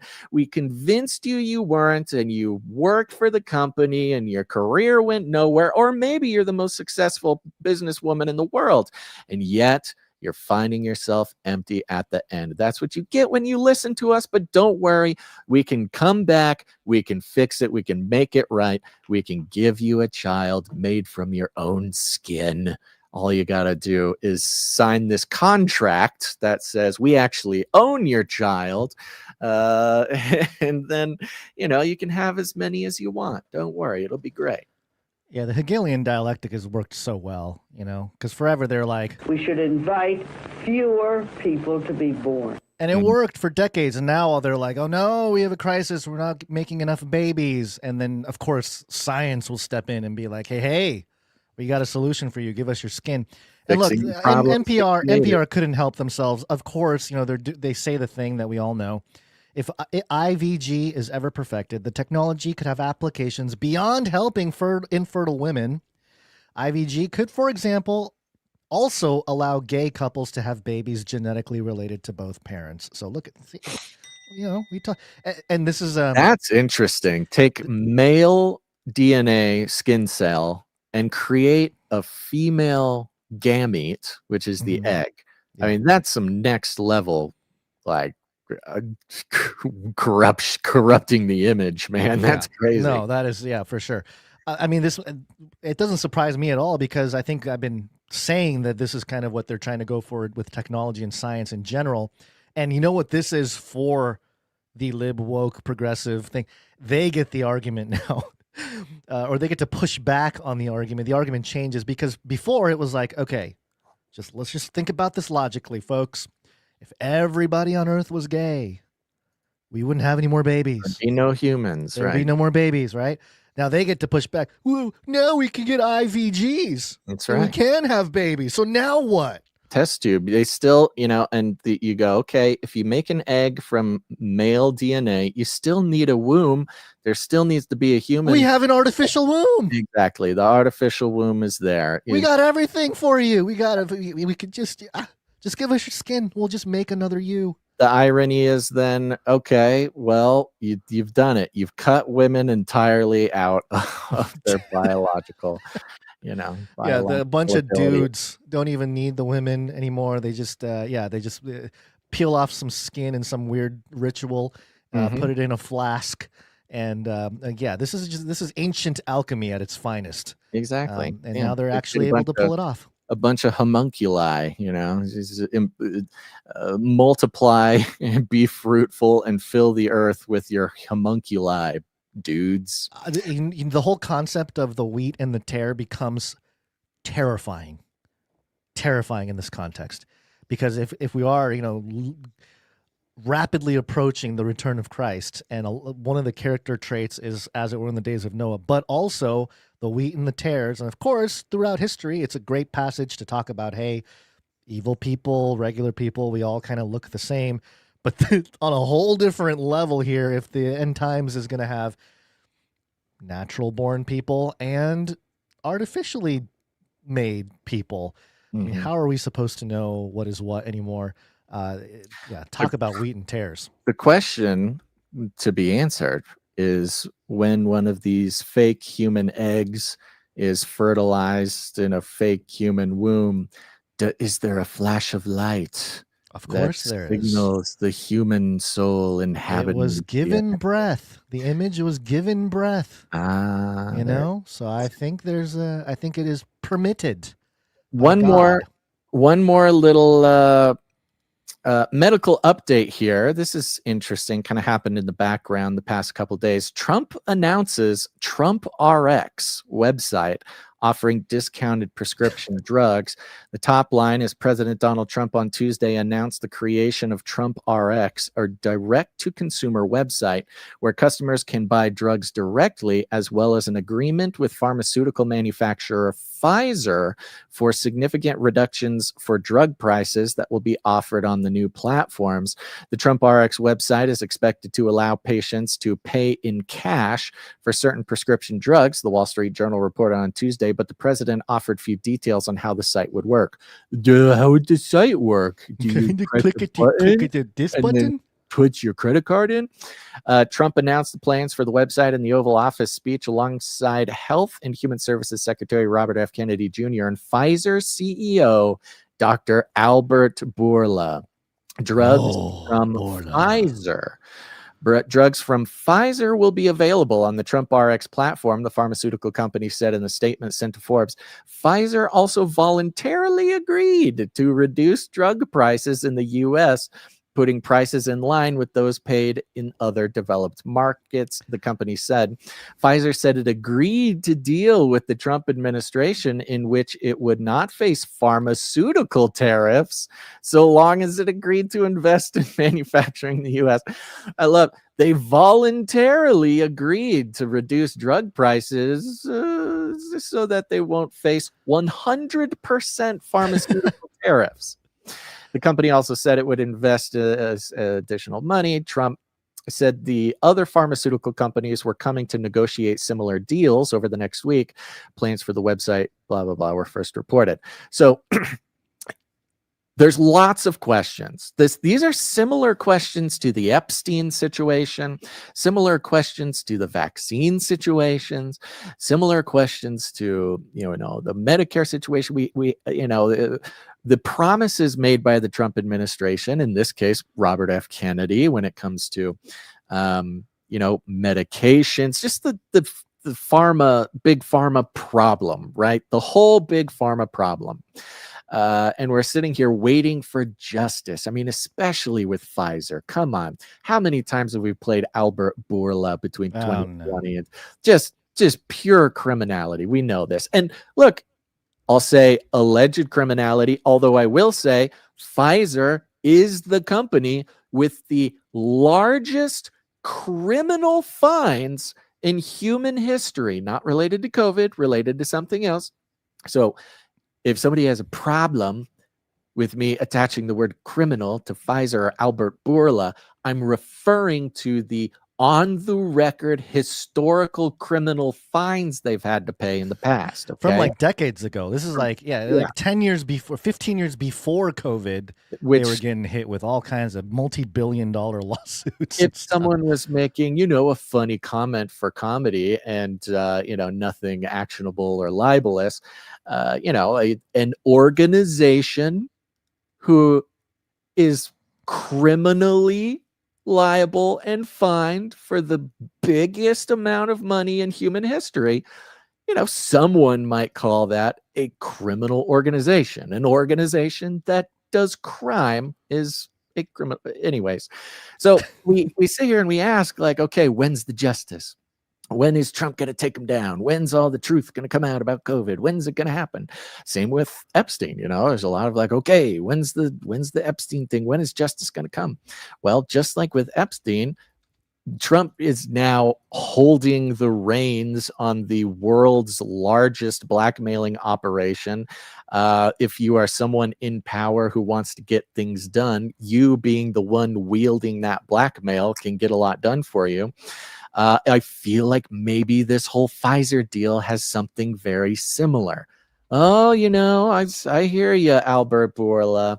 Look, there's a lot of nasty stuff about the COVID situation that, Robert F. Kennedy, I could let him off the leash. We could really cause problems for you. Unless, look, I got a deal. I won't tariff you. We won't, we'll wait till you're out of the CEO position, Albert Bourla, or something before we go ahead and let the dogs loose on the COVID situation.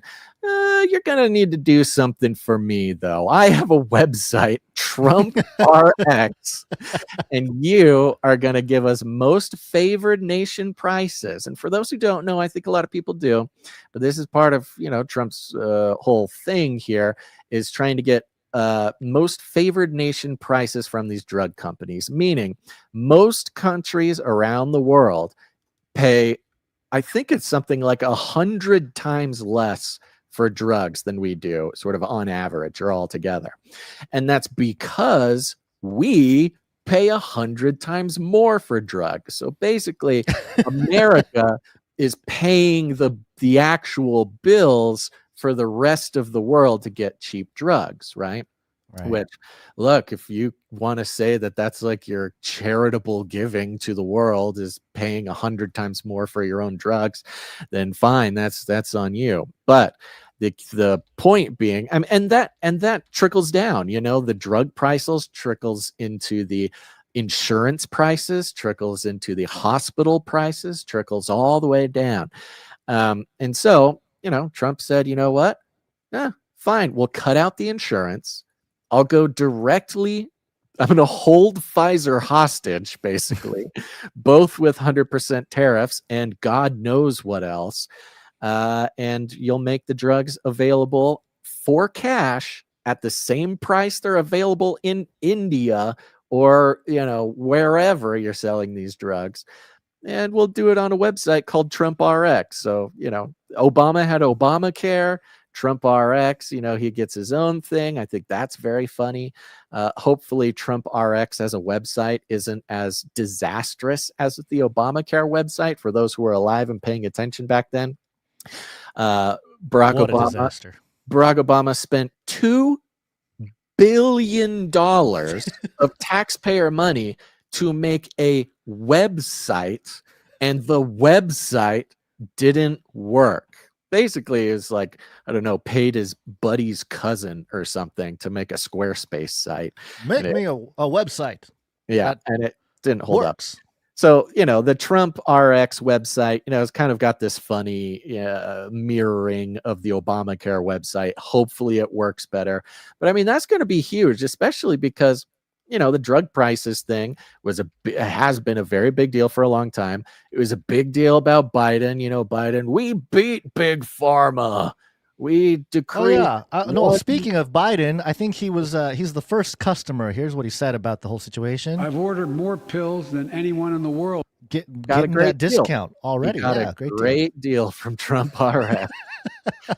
So anyways, that's happening. I don't know. We'll see if it actually comes through. You never know which things actually get pulled off, but it is fun to see Albert Bourla and Pfizer sort of get held hostage and forced to actually do something not in their own interest. Yeah, but of course, Trump doing it where he gets to make a little cash as well. In the well, process. I don't know. I think it's a government website. It's not. I don't think it's his company or something.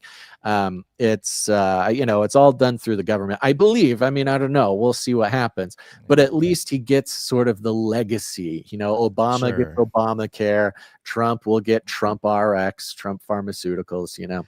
Well, yeah. Just to finish things off, let's just wrap up today with the sneeze heard around the world. Did you see this, Basil? No. You did not see this? Okay, here we go. We'll get it down even further. But insulin was people weren't taking it. I would imagine they couldn't take it. God bless you, Bobby. Yeah. I hope I didn't catch COVID just there. Don't you have Paxlovid? What is it? He's got Paxlovid. Give me a Paxlovid immediately. So what you saw there was Trump talking. Robert F. Kennedy Jr. was behind him. He sneezed, and then, of course, the jokes ensued. So I'm glad he can joke about it, because he's the guy. He's the COVID lockdown guy, Trump, Operation War on Your Seed. That's good. While we're talking about medication, I do just want to bring something to our attention. What is the name? I'm seeing a lot of course, not mainstream talk about this because they would never. Yeah. But a drug called leucovorin. This was mentioned by Trump and Robert F. Kennedy Jr. at the sort of Tylenol announcement, that whole press conference. Acetaminophen thing, yeah. Right, the acetaminophen thing. They mentioned leucovorin, and here you go. I got an NPR article on it, Basil, from a week ago. You? Yeah, look at this. Look at Pull this. it up. What do they have to say about it? Leucovorin for autism? Question mark. Question mark. Many scientists and parents are skeptical. Of course they are, because Trump said it. There's been sort of a recent flood of videos, content from mothers with these leucovorin success stories. Now, could they all be fake Chinese AI propaganda? Maybe. I don't know. I don't know who makes leucovorin. So they're saying it's like the anti-autism thing. Yeah, so there's this one video in particular going around. All right, bathe your autistic children in a pool of leucovorin, everybody. Well, that's actually not pretty far from the truth. These parents are saying, that my child was totally fine, and then they got a required medical treatment that is people are not happy with, and then they go full nonverbal. They go full nonverbal, totally autistic, and then they're talking about giving them this leucovorin, and they're saying like within a couple days their child starts speaking again. So I don't know. I haven't done the deep dive. I'm curious where it came from. Let's make a park. Let's make a waterfall, Basil. A leucovorin waterfall. We'll baptize all the kids in there. It'll be great. Yeah, come put it in the water treatment at the water slide park. The Canary Leucovorin Center. Every summer, you take your kid to the water park and they come out non-autistic. I don't know. So, anyways, this is just something that's popping up. I don't have a lot to go into it right now, but this was mentioned by Trump, RFK Jr., and more women are coming out as mothers and telling these stories.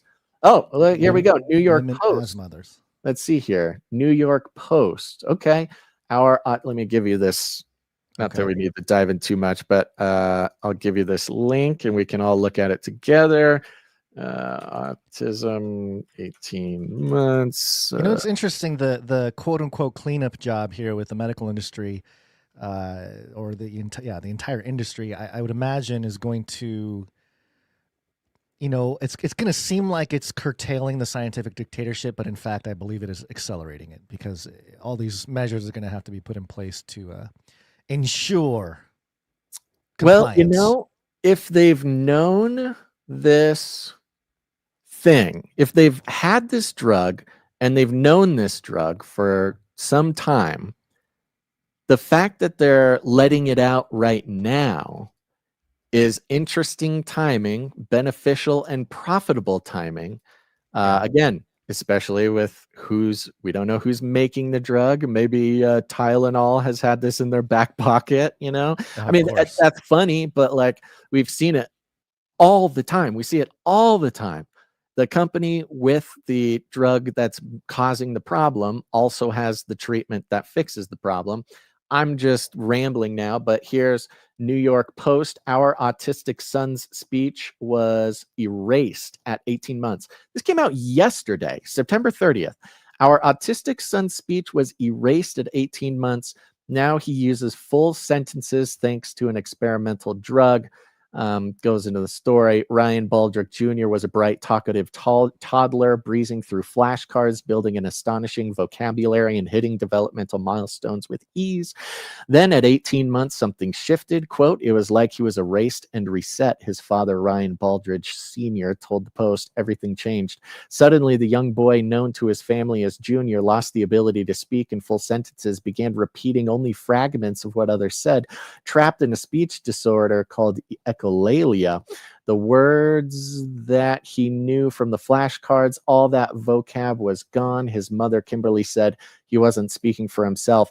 Now at almost 9, Junior has found his voice again thanks to leucovorin, a decades-old, low-cost drug. Hello, there it is. No wonder we haven't heard about it. Decades-old, low-cost drug that's given some children with autism a chance to finally be heard. I'm glad. For a second reading this, I'm like, oh, they're not going to mention autism, are they? There they go. It's given some children with autism a chance to finally be heard. And it goes in. After his speech faded, Junior began showing other traits associated with autism, including avoiding eye contact, walking on his tiptoes, and struggling to interact with his peers. This writer for this New York Post article knew that he had to get readers about halfway in before mentioning autism, because a certain type of person, if they saw autism in the first paragraph or the headline, they're just turning it off, It's interesting. I just was doing a little quick research here on leucovorin, and apparently the big companies like Pfizer, Johnson & Johnson, who is the parent company for Tylenol, they don't make any products with leucovorin. The biggest companies out there making leucovorin products, Teva Pharmaceuticals, which is a company that is in the USA, but also Israel. So there's that. And then there's one in Germany. There's a couple smaller ones in the US, and one in UK. So, is this like a rotation of products? It's very convenient that it's something that isn't used or isn't manufactured by the big pharma companies right now. So it's convenient, that it would have some kind of reversal effect here for autism, or allegedly, and then I would imagine it benefits those companies that are producing it. They have the first mover advantage on product placement, should it go in that direction. So I don't know, just thinking out loud, just researching a little bit. But yeah, the biggest company that creates a leucovorin product is a Israeli US company. Yeah. There you go. Okay, there's just some updates hitting the world today. Appreciate everybody coming in, and a big old shout out to all of our producers. Okay, we could not do what we do without the producers, who are intimately familiar with the fact that there are no advertisements, sponsorships, anything like that on this show is a huge obstacle to us in the community, but thankfully, especially those who recognize not only the value of the sort of news coverage or analysis, but also the sort of spiritual commitment to what God is doing here on this earth, coming in, becoming a producer of the show, putting value back in with your time, your talent, your treasure. We cannot do it without you. And so we like to thank our producers because, man, there would be no show without them. So let's thank our execs real quick, Gons, and we'll thank some other producers who came in to make this show happen. Let's do it. Okay. Again, we're going to thank these fellows, of course, executive producer. Oh, and of course, everybody, big old thank you to all of our monthly producers who, over the years, they've come in, they say, yep, I get it. I get it. I'm getting value. I'm putting value back in. My brain feels good. There's no corporations or establishments or incentives worming their way in through my favorite podcast underneath the radar to try to control my behavior, my spending habits, my ideology, because that's what all of that is for, folks. Go read Edward Bernays and then come back to me and tell me advertising is cool. Yes, thank you to our monthly producers who are committed to keeping us going and continue to get value from the show. Our executive producers are as follows, of course. A big old thank you to executive producer Trevor G. Trevor G, thank you very much. Thank you. It did not get a note from Trevor G, but Trevor G came in for a nice round number. Appreciate that very much, Trevor G. Thank you, Trevor. For those who don't know, if you support the show with a nice round number on the 10 or the 5, that's you telling us you'd prefer we do not disclose the amount on the show. If you don't mind us disclosing the amount on the show, have some fun with the number. Make it kind of funky. Put 33 cents on there, 77 cents, 1, 2, 3, 4. Like executive producer Sir LX Protocol V2 Baron of the Breen Protocol coming in. There he is.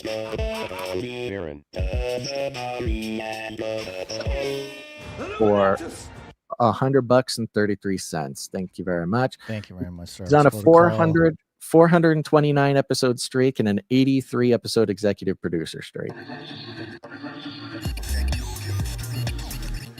83. Bleep, blop, bloop, bleep. Let's see here.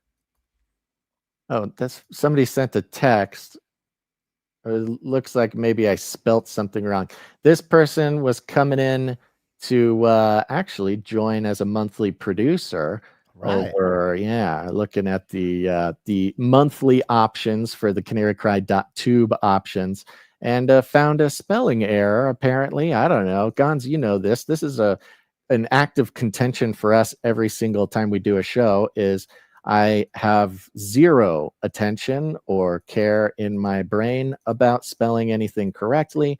I'm constantly walking behind you, fixing capitalization, spellings, punctuation, and I'm not the best at it. Actually, in the last maybe 5-6 months, I've been less strict about it. I've just started to give up.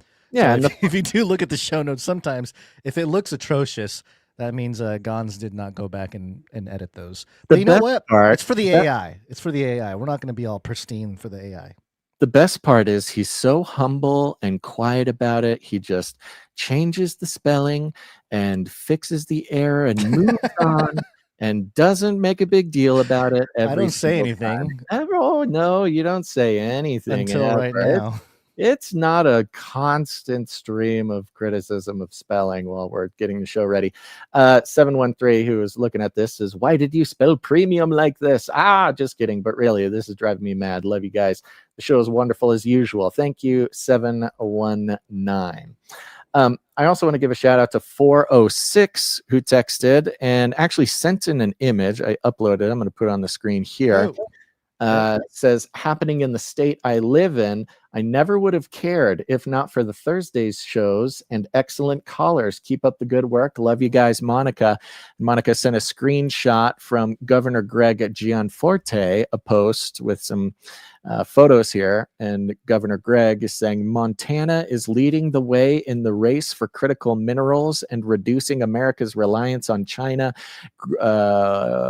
Great to join U.S. antimony today.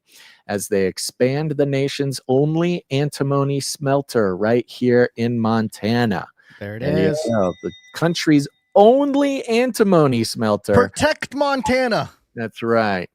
And the future of our American metaverse depends on Montana, everybody. And the fact that the only antimony smelter in the United States is just here in Montana, I don't even know if it's built. This looks like a construction announcement or something. Yeah, that was a breaking ground. So how serious the geopolitical war fighting is going on right now. Venezuela, Brazil, all the chaos over antimony.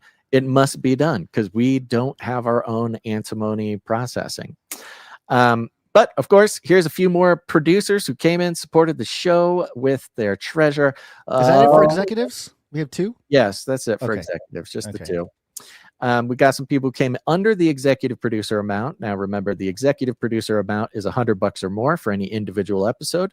Anybody under that comes in, supports the show. We appreciate it. And of course, if you're having trouble getting on the value for value train, if your brain is just trained to the mammon worshiping economy of this world that insists that some sort of transaction must happen in order for value to be moved from one place to another, that's why Cage Rattler Coffee is here to soothe your worries.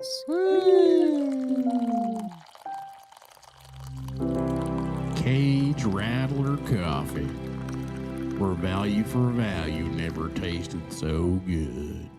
Cage Rattler Coffee is coffee roasted, made by Canarians, sold by Canarians to Canarians. Okay, this is a producer who says, I know what I can do. I can make Canary Cry exist for that much longer.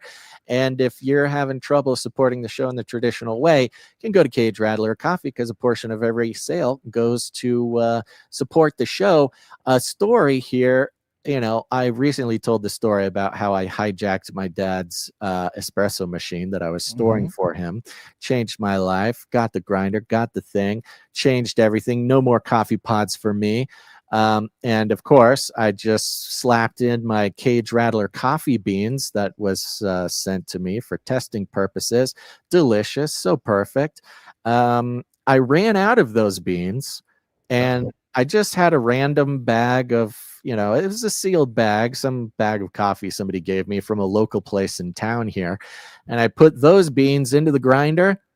I shed a tear now every morning. It's horrible. Look, God bless the local people making coffee here, but compared to the Cage Rattler coffee, it's almost not even coffee. It's abhorrent. So I'm going to need to get myself some more Cage Rattler coffee.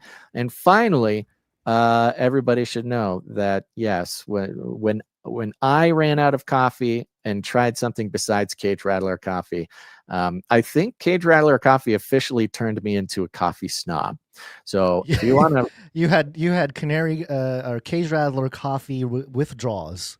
Yeah, right. Sound like you were having shakes. Very sad. Now I've got a whole grinder filled with this trash coffee. I got to go to cageRattlerCoffee.com. So go get it. It's great coffee. Again, it's all made small batch by Canarians for Canarians. It supports the show. It supports Canary families. So go get some at CageRattlerCoffee.com.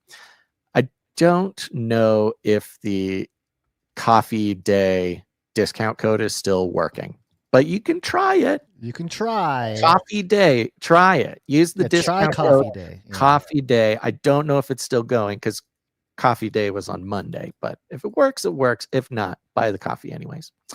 Next up, we got producer Roderick B comes in. Supports the show. Thank you. Upgraded his monthly producership to $33.33 a month for the Canary Cry supply drop. Nice. Smart thinking, Roderick B, because we're coming up on the fourth quarter of the Canary Cry Supply Drop 2025. That is when the Canary Cry calendar is sent out to every member. That is when we've got some very cool special things aligned. I cannot share them now, but look, the Canary Cry Supply Drop, people are very happy with it. It's our longest lasting sort of program for supporters of the show on a monthly basis. And you go over there, go to canarycrysupplydrop.com, sign up. And every quarter, which means every 3 months, we send out a package, chock-a-block, with exclusive, cool, useful, fun, flirty Canary Cry News Talk gear. It can be apparel. It can be survival supplies. It can be some fun, we've had challenge coins. There could be some shiny things in there someday. What kind of shiny things, Basil? No, I can't say anything more, but No? I'm saying all sorts of things. There can be dull things, big things, small things, shiny things. There's things. Okay. So if you want things and you want to support your favorite podcast, go to canarycrysupplydrop.com and sign up. Do it soon because there is a deadline and you want to get more than anything. The Canary Cry calendar is going out fourth quarter. People love it. Oh, by the way, I did see some sneak peeks of some of the art, and once again, just incredible. I'm looking forward to it. Yeah, we gotta remember. Okay, not gonna get off track. We need to be getting those images on the show early. We gotta start. We gotta figure out a way to get let's do a huge campaign for the calendars. We gotta do something because people are always sad. They see other people's calendars. People start posting pictures of it, and everybody gets sad that they didn't get one. I know. I'm sorry. I don't know what to do. You gotta sign up for this. How many do we give out annually, do you think? What was it, a few hundred? Yeah, hundreds, in the hundreds. Yeah. Let's shoot for 1,000. 1,000 calendars. Look, if we had 1,000 people shoot for the moon. If we had the stars. We had 1,000 people signed up for the supply drop, we wouldn't be complaining about low producership all the time. Right. I'll say that. So, that's a good way to get us stop complaining, a good way to get the calendar. Get your neighbors to sign up. Get your church people in your small group study. Bounty program. You got to do a Canary Cry. I think we're just describing starting an MLM. We're going to start Canary Cry multi-level marketing scheme. All right. There you go. Thank you, Roderick B. Smart man upgrading his already generous monthly producership to the supply drop. Smart guy.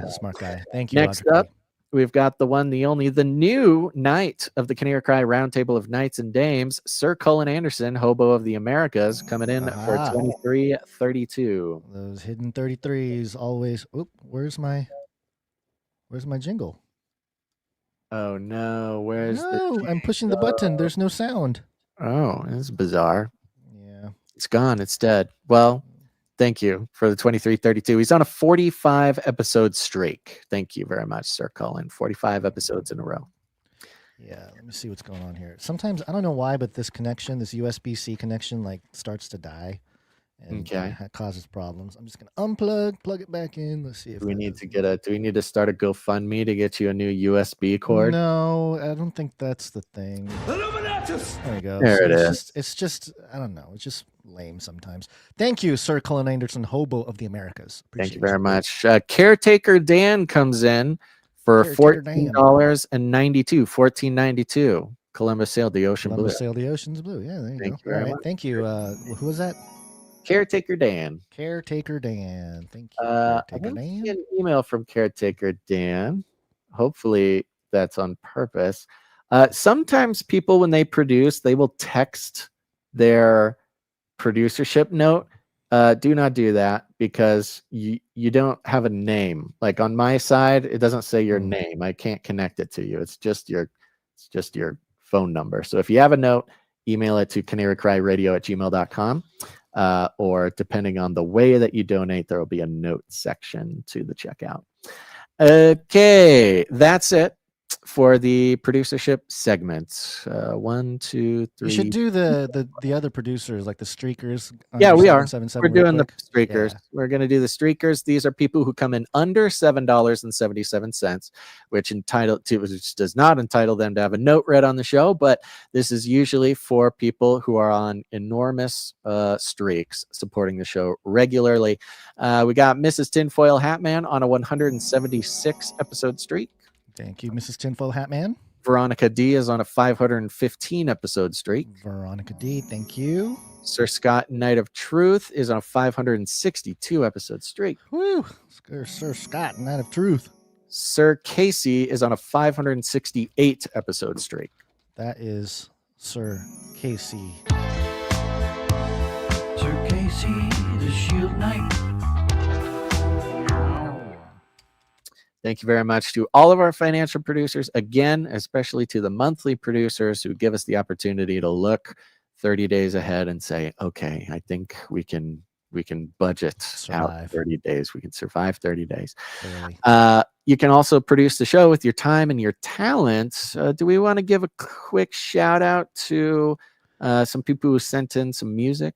Sure. Yeah, there's some issues with some of this, but yeah, we did get Sir Marty B did send us something. The Yahoo driving. They did not have any words, so it's a little bit tough to play. Just some music instrumental. It's a wonderful instrumental. We have to imagine that it has to do with the show or something related to the show.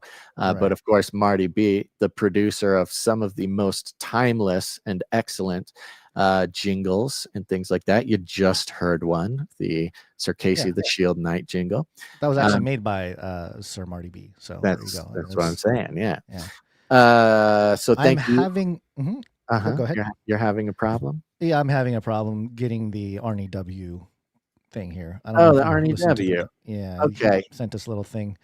I don't know why I'm having issues like loading. I've been having issues with our little spreadsheet all day today. Like it's not loading properly and it's telling me that I'm not signed in and there's like all kinds of weird stuff going on. So okay. Apologies. I don't know what's going on there, but yeah. So Arnie W came in with some stuff. Jolmes came in a couple weeks ago with some stuff that we didn't play all of it. Some of it confused me, to be honest with you, Jolmes. I don't know if that was, we might need some explanation. A little explanation that might help us understand what was going on there. Other than that, I think we're pretty much caught up on everybody. If we did miss you, just send us a note and we'll make sure to take care of sharing things that you provide in terms of art for the show. Appreciate it. So did you have the files for Sir Marty? I can't get to it. It doesn't load. Oh, okay. Like it literally doesn't load. Yeah. So I don't know what the thing is. I don't know what the problem is. Okay. We'll upload. Okay. We'll do it the old fashioned way. We'll have to do it again. Shoot. Okay. Well, these have been sitting here for so long. I want to make sure to play them. I see you marking them as done. Let's not do that because we want to make sure to play them. Okay. Gotta manage the spreadsheet here. We can't check those ones off yet. All right. Well, we'll have to upload those directly to the back end of the streamer, which is not the most fun way to do it, but we will do it. We will do it because the talent of our producers is the value that keeps this show going. We have producers who come in with their time and volunteer to do things for us, like the timestamps. Timestampers. Ooh, I was not ready for that. I was looking at the spreadsheet here. The timestampers. Get out of that. It's hard work. Timestamp. Jade Bouncerson, thank you for doing the timestamps for episode 880. Thank you very much. By the way, Bouncerson. Yeah. Yes. Episode 888 is coming up. I mean, it's not the greatest discount for knighthood, but it is a discount for the knighthood. So okay, right. Thank you. I meant to say this a little earlier. So we are coming up on 888 for a lot of people, especially new producers. They might not fully understand the Canary Cry Roundtable of Knights and Dames, but for our producers, those who produce the show all at once or over many years or whatever, for $1,000 or more, they're given a seat at the Canary Cry Roundtable of Knights and Dames. Yeah, you might hear lots of Sir Marty, Sir American Hobo, Sir Casey, Sir Scott. We could just read the list. These are the Knights and Dames of the Canary Cry Roundtable of Knights and Dames, which you can join when you produce the show all at once or over time, the amount of $1,000 or more. And every 111 episodes is starting on episode 333, 444, 555, 666, 777. We've been running knighthood specials because, of course, a knighthood usually runs $1,000.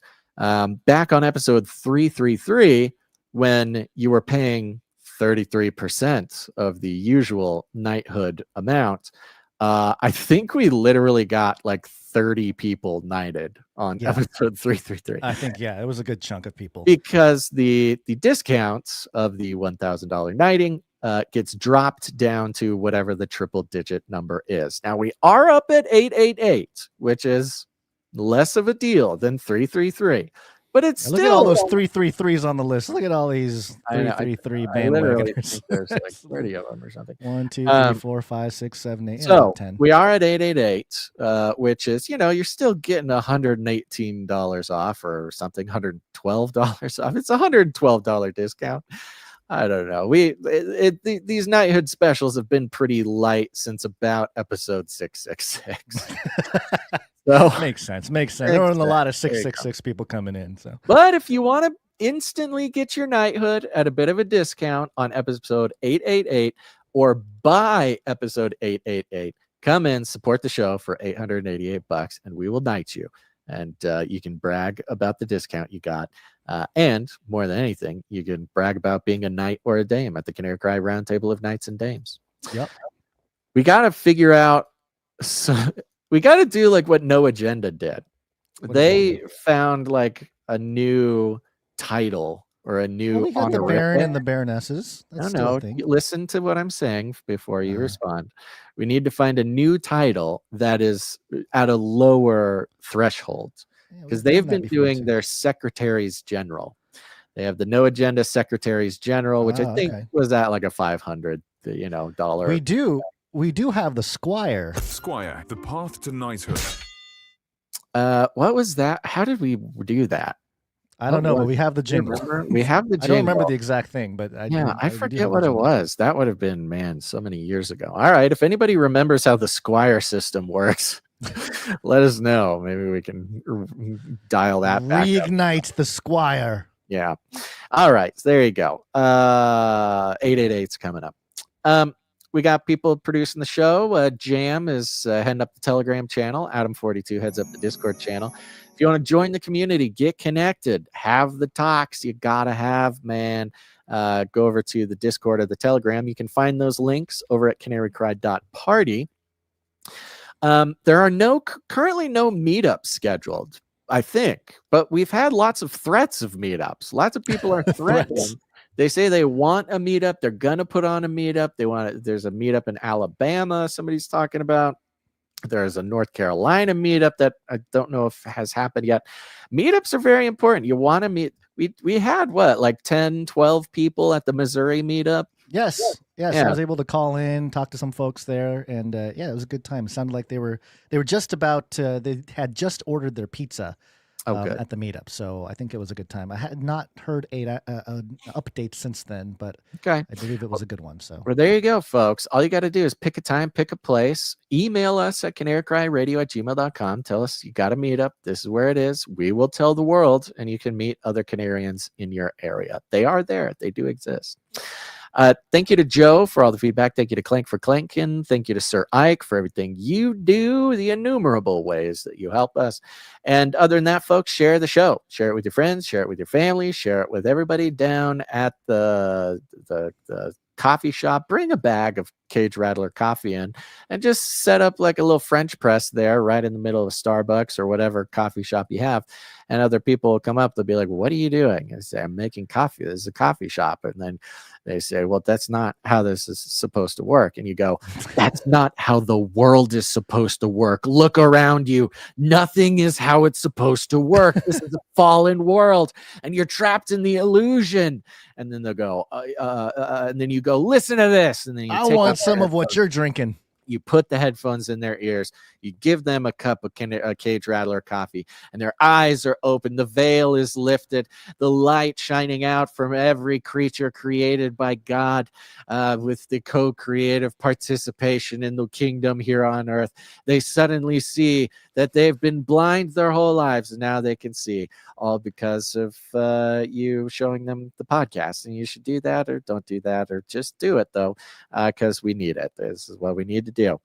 We call it rattling cages, and all you got to do is walk right up to them, grab them by the cage, and then you shake it. The end of the world occurred pretty much as we had predicted. I want to shake things up, stir up some controversy, rattle a few cages. Hey, stop that! You'll never silence me. I'm the last angry man, a crusader for the little guy. Leave the bird alone. Never. Rattle a few cages. Rattle a few cages. The human race will have every opportunity to improve. And if they don't? Ask Noah. That's right. Just ask Noah. This cat has been present every episode for like the past week, and nobody has even mentioned it. Nobody's even mentioned it in the chat. Remember the days when a cat jumped on screen and everybody would just say, "Oh my gosh, cute cat! Wow, look at the cat podcast! Oh my gosh!" Not once, not one mention. I miss the day when I think it was a different cat jumped on your head. Yeah, cat on head day. I think it might be on the calendar. I think it's on the calendar. Cat on head day. Here's the cat. Oh, look at the kitty. Oh, look at that. There kitty. you go. Okay. That's a true October kitty too. Yeah, I mean, this is he's, right. He's a spooky cat. He's here to scare away, all the ghosts and ghouls. All right. Night of the Hungry Panda says that he mentioned it. I didn't see it. All right, everybody. Thanks for tuning in. Oh, do you have any last words? I'm good. Yes. Thank you very much, everybody. Oh, tomorrow, Clubhouse, celebrate Jack Parsons' birthday with Basil. Oh, gosh. Okay. Here we go. All right, everybody. Thanks for tuning in to this episode of Canary Cry News Talk. Make sure to tune in next time. But until then, think outside the cage. This is the United States of America, for God's sake. I'll keep you warm and safe in my people too. Remember, reality is an illusion. The universe is a hologram. Buy gold. Buy!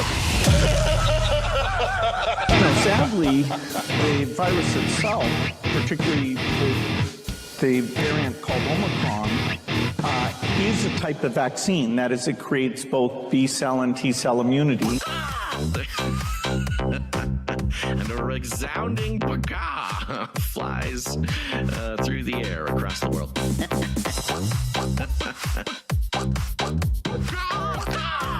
Why are you screaming like a wild bird? Rattle their cage. You have a lot of people screaming randomly. Why don't you shout?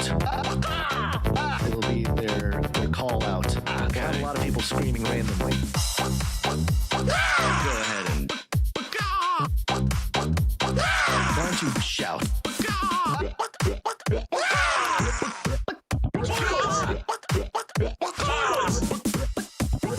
Why are you screaming like a wild bird? Value for value. We take no money from corporations, commies, or cartels. Good man!